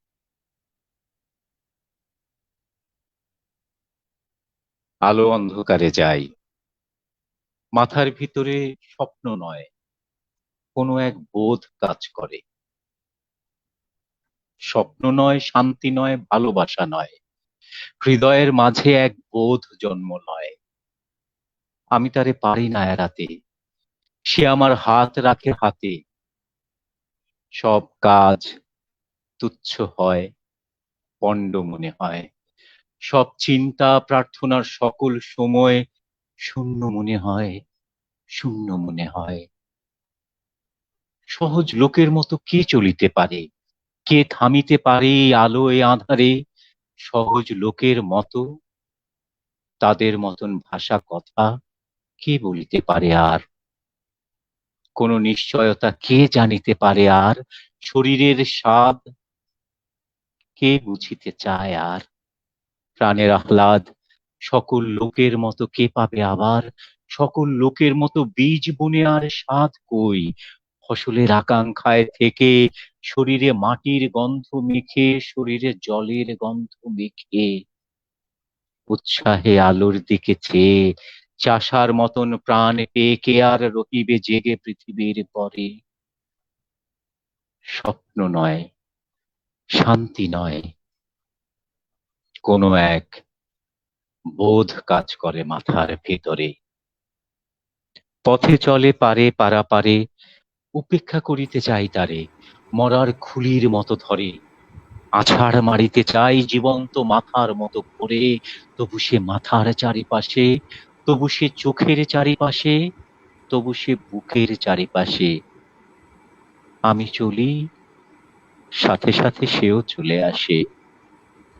আমি থামি, সেও থেমে যায়। সকল লোকের মাঝে বসে আমার নিজের মুদ্রা দোষে আমি একা হতেছি আলাদা। আমার চোখেই শুধু ধাঁধা, আমার পথেই শুধু বাধা। জন্মিয়াছে যারা এই পৃথিবীতে সন্তানের মতো হয়ে, সন্তানের জন্ম দিতে দিতে যাহাদের কেটে গেছে অনেক সময়, কিংবা আজ সন্তানের জন্ম দিতে হয় যাহাদের, কিংবা যারা পৃথিবীর বীজ ক্ষেত্রে আসিতেছে চলে, জন্ম দেবে, জন্ম দেবে বলে, তাহাদের হৃদয় আর মাথার মতন আমার হৃদয় নাকি? তাহাদের মন আমার মনের মতো নাকি? তবু কেন এমন একাকী? তবু আমি এমন একাকী। হাতে তুলে দেখিনি কি চাষার লাঙল, বালতিতে টানিনি কি জল, কাস্তে হাতে কতবার যাইনি কি মাঠে। মেছুদের মতো আমি কত নদী ঘাটে ঘুরিয়াছি, পুকুরের পানা শ্যালা আষ্টে গন্ধের ঘ্রাণ গায়ে গিয়াছে জড়ায়ে। এইসব স্বাদ, এসব পেয়েছি আমি, বাতাসের মতো অবাধ রয়েছে জীবন। নক্ষত্রের তলে শুয়ে ঘুমায়েছে মন, একদিন এইসব স্বাদ জানিয়াছে একদিন অবাধ অগাধ। চলে গেছি ইহাদের ছেড়ে, ভালোবেসে দেখিয়েছি আমি মেয়ে মানুষেরে, অবহেলা করে আমি দেখিয়াছি মেয়ে মানুষেরে, ঘৃণা করে দেখিয়াছি মেয়ে মানুষেরে। আমারে সে ভালোবাসিয়াছে, আসিয়াছে কাছে, উপেক্ষা সে করেছে আমারে, ঘৃণা করেছে চলে গেছে যখন ডেকেছি বারে বারে, ভালোবেসে তারে। তবুও সাধনা ছিল একদিন এই ভালোবাসা, আমি তার উপেক্ষার ভাষা, আমি তার ঘৃণার আক্রোশ অবহেলা করে গেছি। যে নক্ষত্র নক্ষত্রের দোষ আমার প্রেমের পথে বারবার দিয়ে গেছে বাধা, আমি তা ভুলিয়া গেছি। তবু এই ভালোবাসা ধুলো আর কাদা, মাথার ভিতরে স্বপ্ন নয়, প্রেম নয়, কোনো এক বোধ কাজ করে। আমি সব দেবতারে ছেড়ে আমার প্রাণের কাছে চলে আসি। আমি বলি এই হৃদয়েরে, কেন সে জলের মতো ঘুরে ঘুরে একা কথা কয়? অবসাদ নাই তার, নাই তার শান্তির সময়, কোনোদিনই ঘুমাবে না, ধীরে শুয়ে থাকিবার স্বাদ পাবে নাকি? পাবে না আহ্লাদ মানুষের মুখ দেখে কোনোদিন, মানুষের মুখ দেখে কোনোদিন, শিশুদের মুখ দেখে কোনোদিন? এই বোধ, শুধু এই স্বাদ পায় কি সে অগাধ অগাধ পৃথিবীর পথ ছেড়ে আকাশের নক্ষত্রের পথ চায় না সে, করেছে শপথ দেখিবে সে মানুষের মুখ, দেখিবে সে মানুষের মুখ, দেখিবে সে শিশুদের মুখ। চোখে কালো শিরার অসুখ, কানে যেই বধিরতা আছে, যে কুজ গলগণ্ড মাংসে ফলিয়াছে, নষ্ট শশা পচা চাল কুমড়ার ছাঁচে যেসব হৃদয় ফলিয়াছে, সেই সব, সেই সব স্বপ্ন নয়, শান্তি নয়, ভালোবাসা নয়, মাথার ভিতরে এক বোধ জন্ম লয়। ধন্যবাদ। বাহ বাহ বাহ, চমৎকার বোধ কবিতাটি আমরা শুনলাম, অসাধারণ। হ্যাঁ, আসলে এই কবিতার বোধ না থাকলে তো এই বোধ কবিতাটি আবৃত্তি করা যাবে না। আমার যেটা মনে হয় যে এই বোধটুকু তো অন্তত জন্মাতে হবে। অসাধারণ লাগলো আমার। এবং দর্শক শ্রোতা যারা রয়েছেন এবং যিনি অনুরোধ করেছিলেন, আশা করি উনি আজকে যথার্থ মূল্যায়ন করবেন কবিতাটির এবং উনি নিশ্চয়ই খুশি হবেন। তো আমরা মানে আমি যখন কবিতা আবৃত্তি শুনছি তখন কি সঞ্চালনা করবো আমি ঠিক বুঝতে পারছি না। মানে কবিতার ভিতর ঢুকে যাচ্ছি তো, মানে ওখান থেকে বেরোনো খুব মুশকিল হচ্ছে আর কি। অসাধারণ। আচ্ছা, তো আমরা আরো কয়েকটি কথা বলে আমরা পরবর্তী কিছু গুরুত্বপূর্ণ কথা আমরা আসিফ কামালের সাথে শেয়ার করব, বা আসিফ কামালের মাধ্যমে দর্শকদের শেয়ার করব। আচ্ছা, আপনার প্রিয় খেলোয়াড়কে প্রিয় আসিফ খেলোয়াড় কামাল, মানে কোন খেলা? ফুটবল অথবা ক্রিকেট? সাকিব আল হাসান। আচ্ছা, ফুটবল এটা ফুটবল যদি, কি দেখেন? হ্যাঁ ফুটবলও দেখা হয়, আচ্ছা, কিন্তু প্রিয় খেলোয়াড় সাকিব আল হাসান। হ্যাঁ নিশ্চয়ই। সাকিব আল হাসান তো যেহেতু আমাদের দেশের গর্ব, এবং সে অলরাউন্ডার, বিশ্বের এক নম্বর অলরাউন্ডার, আমরা তাকে নিয়ে গর্ব করতেই পারি। আচ্ছা, প্রিয় অভিনেতা অভিনেত্রী? আচ্ছা, এই জায়গায় না, বাংলাদেশে আমার কাছে আমি আসলে একটা বিষয় খুবই করি যে আমি খুব ন্যাশনালিস্ট মানুষ। আমার এখনো চোখে লেগে থাকে আহ, আমাদের হুমায়ুন ফরিদির অভিনয়। হ্যাঁ আমি নিশ্চয়ই, নিশ্চয়ই। অসাধারণ আবিষ্ট অভিনেতা, হয়ে একদম অসাধারণ বিশাল। অভিনেতা। কোনো কোনো মানে কোনো কথা হবে না এই ব্যাপারটা। হ্যাঁ, যে হুমায়ুন ফরিদির অভিনয় অসাধারণ। হ্যাঁ, নিশ্চয়ই। আচ্ছা, অভিনেত্রীকে? সুবর্ণা মুস্তফা নাকি অন্য কেউ? আমার এই জায়গাটা একটু সমস্যা হচ্ছে, এই জায়গা থেকে আমার আসলে একটু ইয়ের দিকে যেতে হয়। ধরেন আমি আহ, জয়া ভাদুরী নামে একজন অভিনেত্রী ছিলেন আহ, হ্যাঁ। ভারতে, হুম। বলিউডে, যিনি পরবর্তীতে জয়া বচ্চন হিসেবেই আমাদের কাছে কাজ করেন। ওনার অভিনয় আমি বেশ মজা পাই দেখি। অতিরিক্ত কিছু নাই, একদম মনে হয় খুব মার্জিত। আচ্ছা, আসিফ কামাল, একটা কথা আমি একটু জানতে চাইবো, আপনি কিছু মনে করবেন না। আহ, আমরা আমরা সবসময় বলি যে, যখনই আমি অনেককে প্রশ্ন করেছি, উত্তর পেয়েছি এরকম যে, আরে কেন, উত্তম কুমার সুচিত্রা সেন, উত্তমের অভিনয় দেখেননি? এরকম অভিনয় কেউ পারে? এই এই যে এই ব্যাপারগুলো আপনি কিভাবে দেখেন আসলে, যে উত্তমের ব্যাপারে আপনি কি বলবেন? এটা হচ্ছে ব্যক্তি মানুষের আসলে চয়েসের ব্যাপার, তো সেখানে হুম, আমরা, আমার কাছে কখনোই মনে হয়নি যে ব্যক্তি মানুষের চয়েসের ব্যাপারে আরেকজনের হুম। কোনো মন্তব্য করা খুব উচিত। আমি হ্যাঁ, একটা এটা কাজ ঠিক। করলাম, হ্যাঁ, হচ্ছে করাইল বস্তি, বনানীর করাইলে একটা বস্তি আছে, হ্যাঁ। সেখানে একটা অর্গানাইজেশন আছে, আছে মমতাময়ী করাইল। এটা হচ্ছে গিয়ে আচ্ছা, প্যালিয়েটিভ কেয়ার সেন্টার একটা, বঙ্গবন্ধু ন্যাশনাল মেডিকেল বিশ্ববিদ্যালয়ের আহ, আহ, উৎসাহে বা আগ্রহে তৈরি হওয়া। সেখানে ওই অঞ্চলের বাচ্চাদের নিয়ে একটা কাজ করলাম, বাচ্চারা কবিতা লিখেছে। আমার এক বন্ধু সেটা কোঅর্ডিনেট করে এবং ওদের একটা বই ছাপাবো। তো তাদের ওই বই ছাপানোর 1 বছর পূর্তিতে ওই তাদের কবিতাগুলো নিয়ে একটা আবৃত্তির প্রোগ্রাম আমি আমার পরিচালনায় হয়। তো সেখানে একটা ইন্টারভিউতে আমাকে একটা প্রশ্ন করা হয়েছে। আমার কাছে একটা বিষয় জানতে চাইলো যে এই যে লোকজনকে আপনি এদের নিয়ে কাজ করার ব্যাপারে কি বলতে চান? আমি বললাম যে না, আমি কাউকে কিছু বলতে চাই না। কারণ কাউকে কিছু বলার নাই। প্রত্যেকটা মানুষই সচেতন। সেই সচেতনতা সে প্রয়োগ করতে পারে অথবা না পারে, আলাদা ব্যাপার। নানান রকম সার্কমস্টেন্সের কারণে অনেকেই অনেক কিছু নিজের প্রকাশ করতে পারেন না। কিন্তু প্রত্যেকটা মানুষেরই না সুন্দরের প্রতি একটা আকাঙ্ক্ষা আছে। নিশ্চয়ই। তো যেই সুন্দর আমি আহ হুমায়ুন ফরিদির মাঝে দেখি, হয়তো তেমনই কোনো সুন্দর উত্তম কুমারের মাঝে সেই ভঙ্গিও দেখেছেন, বা যেটা আমি জয়া ভাদুরীর মাঝে দেখি সেটা, যিনি, যার কাছে সুচিত্রা সেন এক ধরনের বিশাল অবস্থান নিয়ে আছেন, একই রকম সৌন্দর্যই দেখেছেন। সৌন্দর্যকে কেউ অবহেলা করতে পারে না, এর চেয়ে বড় কোনো কথা আমার কাছে মনে হয় না। না, না, ঠিক আছে। অনেক অনেক ধন্যবাদ। আমি এখন একটু জানতে চাইবো যে, আপনার মানে মানুষ হিসেবে আপনি কেমন? আপনার কাছে নিজেকে নিজে মূল্যায়ন করলে আপনি কি বলবেন?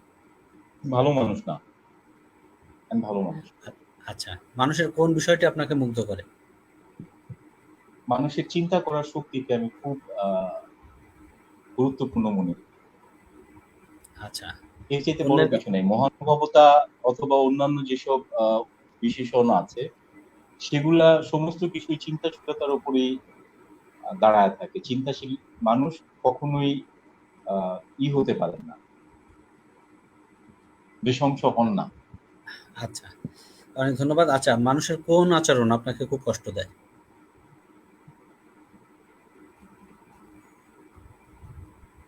আমি কথাটা আমি পূর্ববর্তীতে একটা কথা বলেছিলাম যে মানুষ আসলে যা করে তার মানুষ সুন্দর চিন্তারই, সার্কমস্টেন্স হয়তো নানান সময় নানান রকম কিছু তাকে বাধ্য করে। মানুষের কোনো আচরণই আমাকে কষ্ট দেয় না। আমার মনে হয় যে যখন সে কাজটা করলো তখন সে হয়তো এমন কোনো পারিপার্শ্বিকতা দিয়ে আবদ্ধ, কোনো রকম জটিলতা দিয়ে আবদ্ধ করতে বাধ্য। আর আমরা ধরেন কোনো বন্ধুর কোনো প্রিয়জনের কিছু আচরণে কষ্ট তো হয়ই মাঝে মাঝে, সেটা একটা আহ, সহজ মানুষ বা স্বাভাবিক মানুষের সহজাত প্রক্রিয়া। সেখানে কষ্ট পাই তাৎক্ষণিক, পরে মনে হয় যে আচ্ছা কষ্ট তো সেই দেবে, মানুষই তো মানুষকে কষ্ট দেবে, মানুষ তো। তবে মানুষের উচিত হচ্ছে কি, একটা বিষয় আমার কাছে সবসময় মনে হয় মানুষের উচিত ধরেন আমার উচিত এরকম না ভাবা যে আমি শ্রেষ্ঠ বলে বলে অন্য যে কোনো প্রাণীর, আর যেসব প্রাণী আছে সেসব প্রাণীকে অনেক বেশি অবমূল্যায়ন করা এটা উচিত না। নিজেকে অতি মূল্যায়ন খারাপ দেখা, এটা আমার কাছে মনে হয়। আচ্ছা, অনেক ধন্যবাদ। আমরা আরেকটি কবিতা শুনবো, এরপরে আমরা পরবর্তী আলোচনায় আবার ফিরে আসবো। কোন কবিতাটি শুনছি? কি শুনবো, কি শুনতে চান আচ্ছা, আপনি বলেন। রবি ঠাকুরের আবৃত্তির কথা বলা হয়েছে, যে রবি ঠাকুরের একটি কবিতা। আবার অনেকে, আচ্ছা, একটা কমেন্টস আসছে, আমরা একটু দেখে আসি। আমাদের সাথে প্লিজ। এই প্রজন্মের কবি রয়েছেন অনিমেষ বিশ্বাস। উনি লিখেছেন খুব সুন্দর আবৃত্তি। শক্তি চট্টোপাধ্যায়ের কোনো কবিতা শুনতে পারলে খুব ভালো লাগতো। অনিমেষ বিশ্বাস, অনেক ধন্যবাদ আপনাকে। সাথে থাকুন। আহ, আচ্ছা, শক্তি চট্টোপাধ্যায়, হিলাল হাফিজ হতে পারে। হ্যাঁ, তারপরে আরো তো রুদ্র মোহাম্মদ শহীদুল্লাহ হতে পারে। তারপর রবি ঠাকুর, কিন্তু অনেকেই বলেছেন যে রবি ঠাকুর না হলে কিন্তু অপূর্ণ থেকে যাবে। এখন আচ্ছা, সবগুলো মিলে আপনি আপনি তাহলে আপনি ভাবুন। ঠাকুরকে এবার পুজো দিই। আচ্ছা,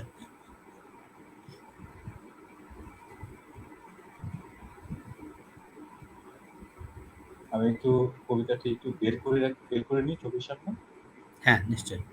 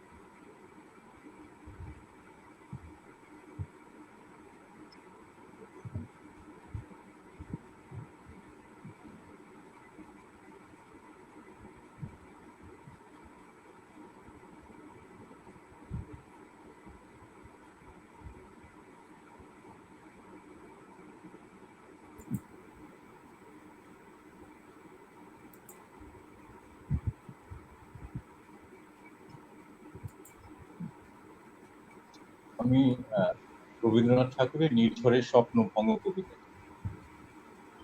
আবৃত্তি আচ্ছা, করছি। হ্যাঁ, করুন। কবিতাটি সম্পর্কে দুটি কথা একটু বলতে চাই। সে হলো যে আমরা বিদ্রোহী কবিতার যে ছাঁচ, আমার আমার ফাইন্ডিংস, বিদ্রোহী কবিতার যে ছাঁচ, সে হচ্ছে আত্মানুসন্ধান, নিজেকে বুঝে নেওয়া। যেমন বলে বলে আমি যজ্ঞ, আমি পুরোহিত, আমি অগ্নি।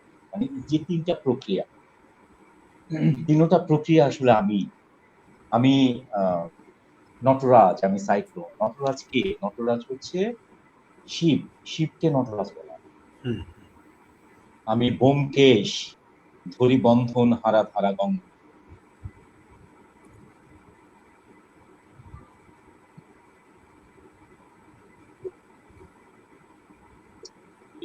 এর থেকে বের হওয়া, হিমালয় থেকে গঙ্গোত্রী অববাহিকায় যে গঙ্গা নদীর যে পানি, জলটা করতে থাকে সেটি তার মস্তকে ধারণ করেন বলে বলা হয়। এটা মিথিক্যাল একটা ব্যাপার যে ওই কারণেই পৃথিবী টিকে আছে। নাহলে এই জলপ্রবাহে ধরণী ধ্বংস হয়ে যেত। গঙ্গোত্রী এইজন্য তাকে বলা হয় ব্যোমকেশ। তো আমি কৃষ্ণ কণ্ঠ, কৃষ্ণ যেই বিষ নিজের কণ্ঠে ধারণ করে পৃথিবীকে রক্ষা করে। আমি কৃষ্ণ, আমি ব্যোমকেশ, আমি আমার এই ক্ষমতা। তো ঐরকমই একটি নিজেকে মানে এটা একটা ডিফারেন্ট অ্যাঙ্গেলের রোমান্টিসিজম। সেরকমই একটি কবিতা হচ্ছে আজি নির্ঝরের স্বপ্ন। আমার কাছে আমার ফাইন্ডিং আমিই করবো এটা। এটা কবিতার পড়তে পড়তে আমরা পাই। কবিতাটি আবৃত্তি করছি। হ্যাঁ, নিশ্চয়ই। আজি এ প্রভাতে রবির কর, কেমনে পশিল প্রাণের পর, কেমনে পশিল গুহার আধারে প্রভাত পাখির গান। না জানি কেন রে এতদিন পরে জাগিয়া উঠিল প্রাণ, জাগিয়া উঠেছে প্রাণ, ওরে উথুলি উঠিছে বাড়ি, ওরে প্রাণের বাসনা প্রাণের আবেগ রুধিয়া রাখিতে নারী। থর থর করে কাঁপিছে ভূধর, শিরা রাশি রাশি পড়িছে খসে, ফুলিয়া ফুলিয়া ফেনিল সলিল, গরজি উঠিছে দারুণ রোষে। হেথায় হোথায় প্রাগলের প্রায়, ঘুরিয়া ঘুরিয়া মাতিয়া বেড়ায়, বাহিরেতে চায়, দেখিতে না পায় কোথায় কারার দ্বার। কেন রে বিধাতা পাষাণ হেন, চারিদিকে তার বাঁধন কেন, ভাঙড়ে হৃদয়ে ভাঙড়ে বাঁধন, সাধরে আজিকে প্রাণের সাধন। লহরীর পরে লহরী তুলিয়া, আঘাতের পরে আঘাত কর, মাতিয়া যখন উঠেছে পরাণ, কিসের আধার কিসের পাষাণ। উথুলি যখন উঠেছে বাসনা, জগতে তখন কিসের ডর। আমি ঢালিব করুণা ধারা, আমি ভাঙিব পাষাণ কারা, আমি জগতে প্লাবিয়া বেড়াবো গাহিয়া, আকুল পাগল পারা। কে শালাইয়া ফুল কুড়াইয়া, রামধনু আঁকা পাখা ছড়াইয়া, হাসির কিরণে হাসি রবির কিরণে হাসি ছড়াইয়া, দিবরে পরাণ ঢালি। শিখর হইতে শিখরে ছুটিব, ভূধর হইতে ভূধরে লুটিব, এসে খল খল গে কল কল, তালে তালে দিব তালি। এত কথা আছে, এত গান আছে, এত প্রাণ আছে মোর, এত সুখ আছে, এত স্বাদ আছে, প্রাণ হয়ে আছে ভোর। কে জানে কে হলো আজি, জাগিয়া উঠিল প্রাণ, দূর হতে শুনি যেন মহাসাগরের গান। ওরে চারিদিকে মোর একি কারাগার ঘোর, ভাং ভাং ভাং কারা, আঘাতে আঘাত কর।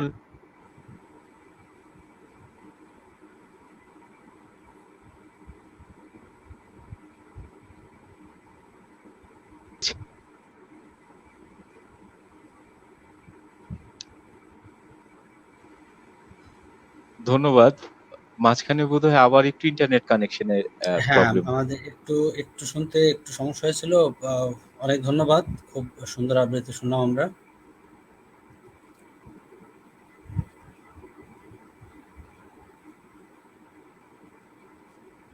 একটু শুনতে আমাদের সমস্যা হয়েছিল শেষে দু চারটি কথা আমরা শুনতে পারিনি। চমৎকার হয়েছে, অনেক ধন্যবাদ আপনাকে। আচ্ছা, আমরা এবার একটু জানতে চাইবো যে আবৃত্তি শিখতে গেলে আসলে কি করতে হবে? একজন আবৃত্তি শিল্পী হতে গেলে তার কি করা উচিত? শিল্পের ক্ষেত্রে যে ব্যাপারটি সবচেয়ে গুরুত্বপূর্ণ সেটি হচ্ছে শিল্পের প্রতি প্রেম। এই প্রেম ভালোবাসার মতো না। এই প্রেম হচ্ছে গিয়ে সর্বগ্রাসী, যেটা ওয়ান ওয়ে, যেটা শুধু ঈশ্বরের সাথেই হয়, যেটা একবারই হয়, বারবার হয় না। ভালোবাসা বারবার হয়। তো এই প্রেমটি খুব খুব গুরুত্বপূর্ণ যে আমি যা করছি তাকে যদি আমি আমার অবিচ্ছেদ্য অংশ মনে করতে না পারি। যেমন আমি বলি, যেদিন আমি আবৃত্তি করতে পারবো না সেদিন আমি মরে যাবো। তার মানে আমার মৃত্যুই হচ্ছে এটা থেকে আমাকে দূরে রাখা। আমার মনে আছে, এটি এটি আসলে আমি সবাইকে করতে বলি না। এটি অবশ্যই করা উচিত না। প্রত্যেকটা কাজেরই একটা নিয়ম শৃঙ্খলা থাকা উচিত। আমি একটা জব করতাম, একটা ফ্যাক্টরিতে। সেখানে কমার্শিয়ালের দায়িত্বে ছিলাম আমি। আমি অফিস ফেলে দিয়ে আবৃত্তি করার জন্য একটা কোর্স করছিলাম, তখন চলে যেতাম। তো সেটিও অন্যায়। একটা শৃঙ্খলা খুব প্রয়োজন। আমার আসলে এই শৃঙ্খলাটা ছিল না। আর আমি আপনার মাধ্যমে অডিয়েন্সকে যারা শুনছেন তাদেরকে একটু বলতে চাই, যদি আপনাকে কেউ বলে যে আবৃত্তির জন্য একটা গলা প্রয়োজন, গমগমে গলা, তাহলে আমি বলবো যে আপনি নিশ্চয়ই তার কথা কোনোভাবেই আমলে আনবেন। আবৃত্তির জন্য আপনার ইচ্ছে দরকার। আবৃত্তির প্রতি আপনার প্রেম দরকার। শিল্পের প্রতি প্রেম যখন আসবে, তখন আপনি নিজেকে তৈরি করবেন সেই ছাঁচে। আবৃত্তির জন্য গমগমে গলা একটা অনুষঙ্গ মাত্র, মনে রাখতে হবে। এইজন্য আমি বলি, এই যে বলে বাচিক শিল্পী, বাচিক মানে হচ্ছে বচনের সাথে যেটি সংযুক্ত। এখন গানও তো বচনের সাথে সংযুক্ত। হ্যাঁ, আমি তো নিশ্চয়ই। সঙ্গীত শিল্পী না, আমি আবৃত্তি শিল্পী। তো আমার স্পেসিফিকেশনটা হচ্ছে আমি আবৃত্তিতে, তো ওটি আমি গুরুত্ব দিই। আমি বাচিক শিল্পের একটা অংশ, আবৃত্তি শিল্প একটা অংশ বাচিক শিল্পের। আমি সেটি করছি, আমি আবৃত্তি শিল্পী, আমি সঙ্গীত শিল্পী না, নাট্য শিল্পী না, সেগুলো বাচিক শিল্পেরই অংশ। এই জায়গায় এই ব্যাপারটা থাকা দরকার আমার কাছে মনে হয়। আর আচ্ছা, চর্চা আজিম খান, চর্চা চর্চা হ্যাঁ, আমি একটু আপনাকে থামাচ্ছি। সেটা হচ্ছে যে, যেকোনো শিল্পীর প্রতি, যেকোনো শিল্পের প্রতি শিল্পীর ভালোবাসা, আন্তরিকতা এবং ডেডিকেশন থাকা ভীষণ দরকার। আপনি যেমনটি বলছিলেন। আচ্ছা, এর এর একদম। পাশাপাশি প্রশিক্ষণ নেওয়ারও তো একটি ব্যাপার রয়েছে। আমি একটু এড করব যে, টিএসসি কেন্দ্রিক অনেকগুলো আবৃত্তি প্রশিক্ষণ কেন্দ্র রয়েছে এবং সেখানে বাংলাদেশের বিশিষ্টজনেরা, যেমন নিরঞ্জন অধিকারী, মীর বরকত, হাসান আরিফ, তারপরে মাসুদ সেজান, তারপরে আরও অনেকেই সেখানে প্রশিক্ষণ দিয়ে থাকেন, শিমুল মুস্তফা সহ। তো এই যে যাদেরকে আমরা জানি এবং যাদেরকে আমরা মানি এবং সবসময় মনে করি যে ওনারা ভালো প্রশিক্ষণ দিয়ে থাকেন। তো এই প্রশিক্ষণ নেওয়ার ব্যাপারে আপনার কি মতামত? যে প্রশিক্ষণ নেওয়া কিন্তু খুবই দরকার। আমি একটা কথা জানতে চাই আপনার মাধ্যমে, আপনার কাছ থেকেও, আপনার অডিয়েন্সের কাছ থেকেও, যারা শুনবেন পরবর্তী, তাদের সকলের কাছে একটি জিজ্ঞাসা আমার রয়ে গেল যে বাংলাদেশের কোন শিল্প, পৃথিবীর কোন শিল্প তো একটা ইউনিভার্সিটি কেন্দ্রিক আবদ্ধ থাকেনি। আবৃত্তি শিল্পে কেন টিএসসি কেন্দ্রিক আবদ্ধ? কি উদ্দেশ্যে? একটা নিশ্চয়ই উদ্দেশ্য আছে। সেই উদ্দেশ্য কখনোই ভালো উদ্দেশ্য না। আমি একদম পয়েন্টিং করলাম বাংলা বাংলাদেশে আবৃত্তি শিল্পের যেই প্রচার প্রসার হওয়া উচিত ছিল, যেই রকম মানুষের মাঝে ছড়িয়ে যাওয়া উচিত ছিল, সেটি হয়নি এই টিএসসি কেন্দ্রিক চর্চা মাধ্যমটার জন্য। আচ্ছা, কেন কেন এমনটি টিএসসি হয়েছে? কেন্দ্রিক হবে বলেন? হ্যাঁ, আমারও প্রশ্ন সেটি। ইউনিভার্সিটির যারা আছে তারা অবশ্যই চর্চা করবেন শিল্প। আমি আসিফ এ- আমি আসিফ আমি আসিফ কামাল ঢাকা ইউনিভার্সিটিতে পড়াশোনা করিনি। আমি টিএসসি কেন যাব? What is the reason? আমি টিএসসি কেন যাব? টিএসসি ঘোরার জায়গা না, টিএসসি স্টুডেন্টদের জায়গা, তাই না? Teachers student centre. তারা সেখানে থাকবে, আমাকে যেতে বাধ্য করা হচ্ছে। আবৃত্তি শিখতে হলে আমাকে টিএসসি দিতে হবে, কেন যাবো আমি TSC? অন্য কোথাও আবৃত্তি শিল্প হতে পারে না? পারে তো, পারা উচিত। এই যে আপনি যাদের নাম বললেন, মীর বরকত, নিহার রঞ্জন, শিমুল মুস্তফা, মাহিদুল ইসলাম, আরো নাম আছে, হাকামুল্লাহ, আরো নাম আছে। বলেন, এই যে কি বলে, একটা বিষয় কি এরকম ইয়ের ভেতরে, পটের ভেতরে আটকে রাখার, একটা শিল্প মাধ্যমকে পটের ভেতরে আটকে রাখা, একটা শিল্প মাধ্যম কেন? এটা এটা কি উচিত? এটা উচিত আচ্ছা, না, এটা এটা কেন অনুচিত এমনটি কাজ। আমি একটু যারা আমি করছেন তারা একটু অন্যায় জানতে করছেন চাইবো। শিল্প। আচ্ছা, অন্যায় করছে না। এখন আমার প্রশ্নটি হলো আপনার কাছে যে, কেন এমনটি হচ্ছে এবং এটা কেন ছড়িয়ে দেওয়া হচ্ছে না? এটার পিছনে কি কারণ থাকতে পারে? এবং অনেকেই বঞ্চিত হচ্ছেন, এটা আমি জানি। হ্যাঁ, অনেকের ইচ্ছা আছে কিন্তু শিখতে পারছে না। কেন এমনটি করা হচ্ছে? আমি কৃষাণ কৃষাণ আমি আবৃত্তি শিল্পী হিসেবে রিনাউন্ড হতে পারিনি। আমার যোগ্যতা কতখানি আমি জানি না, কিন্তু যদ্দূর যোগ্যতা, আমি আমার নিজের যোগ্যতা যতখানি অনুধাবন নিজেই করতে পারি, আমি দেখেছি আমার চাইতে কম যোগ্যতা নিয়েও বাংলাদেশের প্রথিতযশা আবৃত্তি শিল্পী আছেন, যাদেরকে অনেকে চেনেন, আমাকে চেনে না কেউ। এখন না, এই আপনি কথাটি ঠিক কোনো নয়। একটা প্রোগ্রামে আচ্ছা আপনার কমাল, ওই যে আপনাকে না, টিচার্স না, আপনাকে আমি থামাচ্ছি। আমি দয়া করে আপনি আমাকে বলার সুযোগ দেবেন যে আসিফ কামাল সবাই নয়। কেউ আসিফ কামাল, সবাই আসিফ কামাল নয়। আপনাকে চেনে না, আপনি ফেমাস না, আপনি এই কথাগুলো বলতে পারেন না। আজকে আমাদের সাথে প্রচুর দর্শক রয়েছেন যারা সারা বাংলাদেশ এবং বিশ্বের কয়েকটি দেশ থেকে আমাদের সাথে লাইভে আছেন এবং দেখছেন এই মুহূর্তে। তো এখন আপনার সম্পর্কে আমি শুনেছি এবং জেনেছি আরও আগে। আপনাকে গত যে লাইভে এনেছিলাম সেটি কিন্তু আমি ডাইরেক্ট আপনাকে আনিনি। আপনার রেকমেন্ডের মাধ্যমে আসছিলেন। হ্যাঁ, সবাই বলেছিল এবং যারা বলেছিল আমি নাম বলছি না। অনেকে বলেছিল যে একজন বাংলাদেশে ভালো একজন আবৃত্তি শিল্পী আছেন। অনেকের থেকে ভালো আবৃত্তি করেন এবং আপনি বাইরেও প্রোগ্রাম করেন, আমি জানি। তো আপনি কেন নিজেকে এভাবে বলছেন, গুটিয়ে রাখছেন যে আপনি ভালো না, আপনি ফেমাস হতে পারেননি? হয়েছেন। হ্যাঁ, এখানে এটা প্রচার প্রসারের ব্যাপার আছে, যদিও আমি জানি এবং আপনিও বিষয়টা হয়তো জানেন যে বাংলাদেশে এখন অনেক কিছু হচ্ছে। এটা আমরা দেখছি এবং শুনছি। এখন সবাই তো আর সব কিছু পারবে না এবং সব কিছু তো পারার দরকার নেই। আপনি একটু আগে বলছিলেন যে কথাটি, যে লালন করা, মনন করা এবং সেটাকে আমি আসলে ডেডিকেশন থাকা দরকার। আমি যে এটা তো কথাটি দরকার। বলতে চেয়েছিলাম আমার কথাটির মাঝখানে, কিষান, হ্যাঁ, আমি যদি একটু বলি, যে হ্যাঁ, কথাটা আমি বলুন। বলতে চেয়েছিলাম সেটি হলো এই যে টিএসসি কেন্দ্রিক যে আহ, আবৃত্তির চর্চার মাধ্যমকে তৈরি করা এবং গণ্ডিবদ্ধ করে রাখার যে প্রক্রিয়া, এর সাথে লড়াই করতে যেই আমি আসলে ওই রকম রিনাউন্ড হতে পারি। আমি চর্চা করি 89 সন থেকে। 89 সন থেকে আমি চর্চা করি, আবৃত্তির চর্চা করি। জাহাঙ্গীর ভাই কথা আবৃত্তি চর্চা কেন্দ্রের একজন ছিলেন।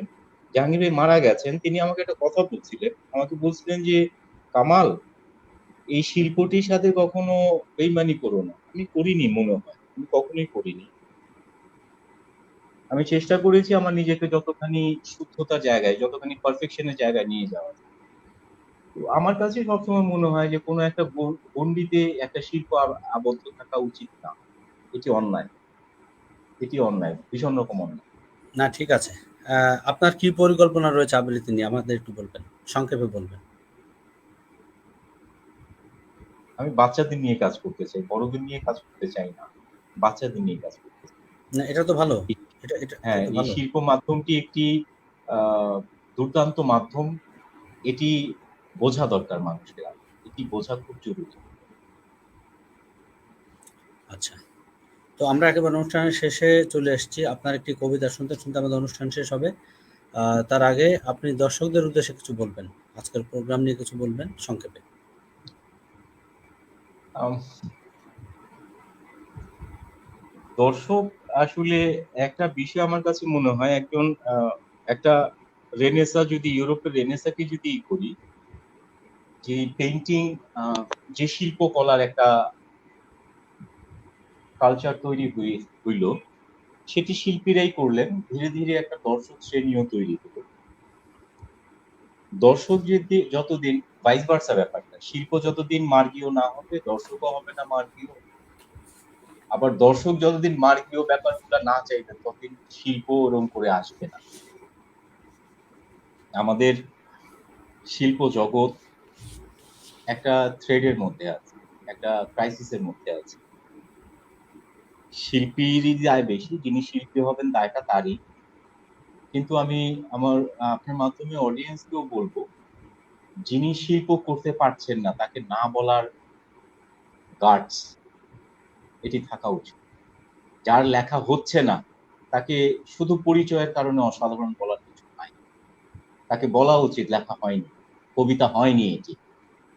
বাংলাদেশ সম্পর্কে, বাংলাদেশে একটা কথা খুব প্রচলিত যে বাংলাদেশের কাকের চাইতে কবি বেশি। কবিতা মানে কবিতার আদলে লিখলেই সব কবিতা হয়ে যায়, ও তো না। কবিতা হওয়ার জন্য নানান কিছু লাগে, কবিতার ব্যঞ্জন অনেক, মশলা অনেক। সাহিত্যের এলিটি একটি জায়গাকে এত খেলো করার কিছু নাই। যেটি কবিতা হয়নি সেটিকে বলে দেন এটি কবিতা না, ওতে শিল্পের সাহিত্যের উপকার। শিল্প হয়নি, গানটা ভাল লাগেনি, গানটা কোনো মার্গীয় জায়গায় যায়নি, সুরে লাগেনি, বলে দেন এটি সুর হয়নি। একটা কালচার এখন চলে নানান রকম ফেসবুক বুকীয় গ্রুপের মাধ্যমে। বাবা বাবা ছেলে, বাবা মেয়ে, মা মেয়ে একসাথে গান গাইছে। বাচ্চাটির বয়স হয়তো খুব বড় জোর 5 বছর, 7 বছর। বাচ্চাটি সুর বোঝেনি, গানের কথা বোঝেনি। বাবার সাথে গেয়ে, গেয়ে দিল, আমরা আবার গান ধরে সেটাকে জনপ্রিয় করে ফেললাম। অন্যায় এটি। এটি অন্যায়। বাচ্চা যখন নাকি তার শিশুবেলা থেকেই বুঝে যাবে, এইখানে একটা showmanship ব্যাপার আছে। এখানে একটা কি বলে এটাকে? স্টারিজম আছে। স্টারিজমকে যখন সে মগজে লালন করা শুরু করবে, তখন তার শিল্পী হওয়ার সত্তা নষ্ট হয়ে যাবে। এটি বুঝতে হবে। এটি বিশ্বাস করতে হবে। এটি ভাবতে হবে অডিয়েন্সকে।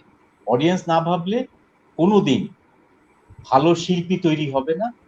ভালো শিল্পী তৈরি না হলে আপনার কান যেটি আছে সেই রদ্দি জিনিস শুনে, শুনে কান পচবে। আর ওটিকেই বলবেন আপনারা ভালো। পরিচয়ের কারণে কিছুকে ভালো বলা উচিত না। এই প্রবণতা থেকে বের হয়ে আসতে হবে আপনার। আচ্ছা, তো অনেক অনেক ধন্যবাদ। আমরা একেবারে শেষ প্রান্তে চলে আসছি অনুষ্ঠানের। তো আমি একটু জানিয়ে রাখি যে আজকে আমার যত কথা অনুষ্ঠানে আমাদের সাথে যুক্ত হয়েছেন বাংলাদেশের বিশিষ্ট আবৃত্তি শিল্পী আসিফ কামাল। তো আপনাকে অনেক ধন্যবাদ যে আপনি ব্যস্ততার মধ্যে আমাদেরকে সময় দিয়েছেন, আমাদের এখানে মূল্যবান বক্তব্য রেখেছেন এবং অনেকগুলো অসাধারণ কবিতা আবৃত্তি করেছেন। তো আপনি ভালো থাকুন, সুস্থ থাকুন এবং আপনার এই আবৃত্তির চর্চা অব্যাহত থাকুক। এবং আপনি কিন্তু লেখালেখিও করেন, আমি ফেসবুকে দেখেছি আপনি অনেক সুন্দর সুন্দর কবিতা লেখেন। এই লেখালেখিটাও অব্যাহত থাকুক। আপনার সর্বাঙ্গীন কল্যাণ কামনা করছি। গ্রিন বাংলা চ্যানেলের পক্ষ থেকে আন্তরিক শুভেচ্ছা এবং ধন্যবাদ এবং কৃতজ্ঞতা প্রকাশ করছি। গ্রিন আর বাংলা চ্যানেলকেও দর্শকদের, ধন্যবাদ। হ্যাঁ, হ্যাঁ। হ্যাঁ, আমি একটু মাঝখানে দর্শকদের কাছ থেকে আমি একটু বিদায় নিচ্ছি। দর্শক শ্রোতা, আপনারা সবসময় আমাদের সাথে দেশ এবং দেশের বাইরে থেকে যুক্ত থাকেন, মূল্যবান কমেন্টস করেন এবং যারা অতিথি থাকেন তাদেরকে উৎসাহিত করেন। আমরাও আপনাদের কাছে কৃতজ্ঞ। আপনারা সবাই গ্রিন বাংলা চ্যানেলের সাথে থাকবেন। আর এই করোনাকালীন সময় আপনারা যে যেখানে থাকুন, বাইরে গেলে হ্যান্ড স্যানিটাইজার মাস্ক ব্যবহার করবেন এবং সামাজিক দূরত্ব বজায় রাখবেন। আপনারা সবাই ভালো থাকুন, সুস্থ থাকুন, গ্রিন বাংলা চ্যানেলের সাথে থাকুন। সবাইকে আবারও আগামী অনুষ্ঠানে দেখার আমন্ত্রণ জানিয়ে আজকের মতো আমি এখানে বিদায় নিচ্ছি। সবাইকে শুভরাত্রি। তো আসিফ কামাল, আপনার শেষ কবিতাটি শুনতে শুনতে আমাদের অনুষ্ঠান শেষ হবে। আবারও আপনাকে ধন্যবাদ। আহ, আপনার মাধ্যমে গ্রিন বাংলা চ্যানেলকে অনেক ধন্যবাদ। ধন্যবাদ কিষান হাওলাদারকে। উম, একসাথে বেশ কিছুক্ষণ ছিলাম আমরা, নানান বিষয়ে কথা হলো। আর যারা শুনছিলেন তাদের প্রতি কৃতজ্ঞতা রইল। আমি চেষ্টা করেছি, আমি যতদূর পারি ততদূরই করেছি। এখন আমি আপনাদেরকে বিনীত অনুরোধ করি, অডিয়েন্স যারা শুনেছেন আপনারা তাদেরকে বিনীত অনুরোধ করি, আহ, ছেলে ভুলানো ছড়ার দরকার নাই। সমালোচনা সেটিও আমি খুব নিতে পারি। আমার হয়নি সেটিও বলে দেন আপনার হয়নি না লাগে, ওটি আমাকে আমার জন্য উপকার। আমার হয়নি সেটি জানতে পারাও আমার জন্য উপকার। তবে আমি নিজেকে আবার তৈরি করার জন্য কাজ করব। যদি শুনি যে হয়ে গেছে তখন আমার কাজ করার আগ্রহ কমতে থাকে। সকলকে ধন্যবাদ। আমি শেষ করব, বসন্ত নয় অবহেলা নামে একটি কবিতা আছে, কবিতাটা দিই।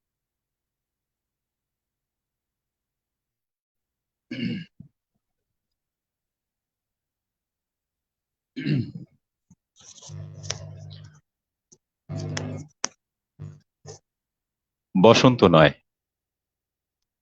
আমার দরজায় প্রথম কড়া নেড়েছিল অবহেলা। ভেবেছিলাম অনেকগুলো বর্ষা শেষে শরতের উষ্ণতা মিশে এলো বুঝি বসন্ত। দরজা খুলে দেখি আমাকে ভালোবেসে এসেছে অবহেলা, মধ্য দুপুরের তীর্যক রোদের মতো। অনেকটা নির্লজ্জ ভাবে আমাকে আলিঙ্গন করে নিয়েছিল অনাকাঙ্ক্ষিত অবহেলা। আমি চারপাশে তাকিয়ে দেখেছিলাম আমার দীনদশায় কারো করুণা বাড়তির পেখম ছড়িয়ে আছে কিনা। ছিল না। বৃষ্টিহীন জনপদে খড়খড়ে রোদ যেমন দস্যুর মতো অদমনীয়, তেমনি অবহেলাও আমাকে আগলে রেখেছিল, নির্মোহ, নিঃসংকোচিত। আমি অবহেলাকে পেছনে ফেলে একবার ভোঁ দৌড় দিয়ে এগিয়ে গিয়েছিলাম। তখন দেখি আমার সামনে কলহাস্যে দাঁড়িয়েছে উপেক্ষা। উপেক্ষার সঙ্গেও একবার কানামাছি খেলে এগিয়ে গিয়েছিলাম। তোমাদের কোলাহল মুখর আনন্দ সভায় কি মিলেছিল? ঠোঁট উল্টানো ভৎসনা আর অভিশপ্ত অনুরার মতো একটাল অবজ্ঞা। তাও সয়ে গিয়েছিল একটা সময়। ধরেই নিয়েছিলাম আমার কোনো কালেই হবে না রাবীন্দ্রিক প্রেম। তোমাদের জয়গানে করতালিতে নত যেন থেকেছিল আমার চাপা আক্ষেপ, লজ্জা। বুঝে গিয়েছিলাম জীবনানন্দময় স্বপ্ন আমাকে ছোঁবে না। জয়নুলের রং নিয়ে কল্পনার বেসাতি, হারানো দিনের গানের ঐন্দ্রালিক তন্ময়তা বা ফুল পাখি নদীর কাব্যালাপে কারা মশগুল হলো এ নিয়ে কৌতূহল দেখাবার দুঃসাহস আমি দেখাইনি কখনো। এত কিছু নেই জেনেও নজরুলের মতো বিদ্রোহী হব সেই অমিত শক্তিও আমার ছিল না। মেনে নেয়ার বিনয়টুকু ছাড়া আসলে আসলে আমার কিছুই ছিল না। শুধু ছিল অবহেলা, উপেক্ষা আর অবজ্ঞা। হ্যাঁ, একবার তুমি বা তোমরা যেন দয়া করে বাঁকা চোখে তাকিয়েছিলে আমার দিকে। তা ছিল নয়, একটু মায়াই যেন ছিল। হতে পারে কাঁপা আবেগও মিশ্রিত ছিল তোমার দৃষ্টিতে। ওইটুকুই আমার যা পাওয়া। আমি ঝরে যাওয়া পাতা, তুমি ছিলে আকস্মিক দমকা হাওয়া। তারপরও অবহেলার চাদর ছাড়িয়ে উপেক্ষার দেয়াল ডিঙিয়ে ও অবজ্ঞার লাল দাগ মুছে জীবনের কোন সীমারেখা ভাঙতে পারিনি আমি। এ কথা জানি শুধু অন্তর্যামী। অনেক স্বপ্নপ্রবণ হয়ে একবার ভেবেছিলাম এই অবহেলা তুষারপাতের মুখচ্ছবি, উপেক্ষা কাঁচের দেয়াল, অবজ্ঞা কুঁচকুচে অন্ধকারের কিছুই থাকবে না একটি বসন্তের ফুৎকারে। একটি ঝলমলে পোশাক গায়ে জড়িয়ে হাতের মুঠোয় বসন্ত নিয়ে অন্তত একটি সন্ধ্যাকে উজ্জ্বল করে নেব, এমন ভাবাবেগও ছিল আকাশের কার্নিশে লেপ্টে থাকা পেঁজা মেঘের মতো। ওই মেঘ কখনো বৃষ্টি হয়ে নামেনি, তোমার বা তোমাদের নাগরিক কোলাহল কখনো থামেনি। অর্ধেক জীবন ফেলে এসে দেখি অনেক অনেক কিছু বদলে গেছে। সে কি কোথায় হারালো কৈশোরের দিনলিপি বিপন্ন করা অবহেলা, আর তারুণ্যকে স্বপ্নকে অবদমনের স্বরলিপিতে আটকে ফেলা উপেক্ষা, আর তারুণ্যকে ম্রিয়মাণ করে রাখার অবজ্ঞা। ওরা আমাকে চোখ রাঙাতে পারে না ঠিক, তবে এখনো ওর খাওয়া দিন বড্ড রঙিন। আমি আজ সমুদ্রের জলে হাত রেখে বলে দিতে পারি কোন ঢেউয়ে ভেসে বেড়াচ্ছে তোমাদের গোপন অশ্রুকণা। আকাশ পানে তাকিয়ে বুঝতে পারি কার দীর্ঘশ্বাসে ঝরে পড়ছে নক্ষত্র। এমনকি তুমি যে সম্রাজ্ঞীর বেশের আড়ালের মিহিন কষ্ট চেপে হয়েছ লাবণ্যময় পাষাণ পাথর, এটাও দেখতে পাই অন্তর্দৃষ্টি দিয়ে। আমি জানি দীর্ঘশ্বাসে ভরা এই আখ্যান যদি পেত কবিতার রূপ, সেই অবহেলা হতো বসন্ত স্বরূপ। সকলকে অনেক ধন্যবাদ আহ,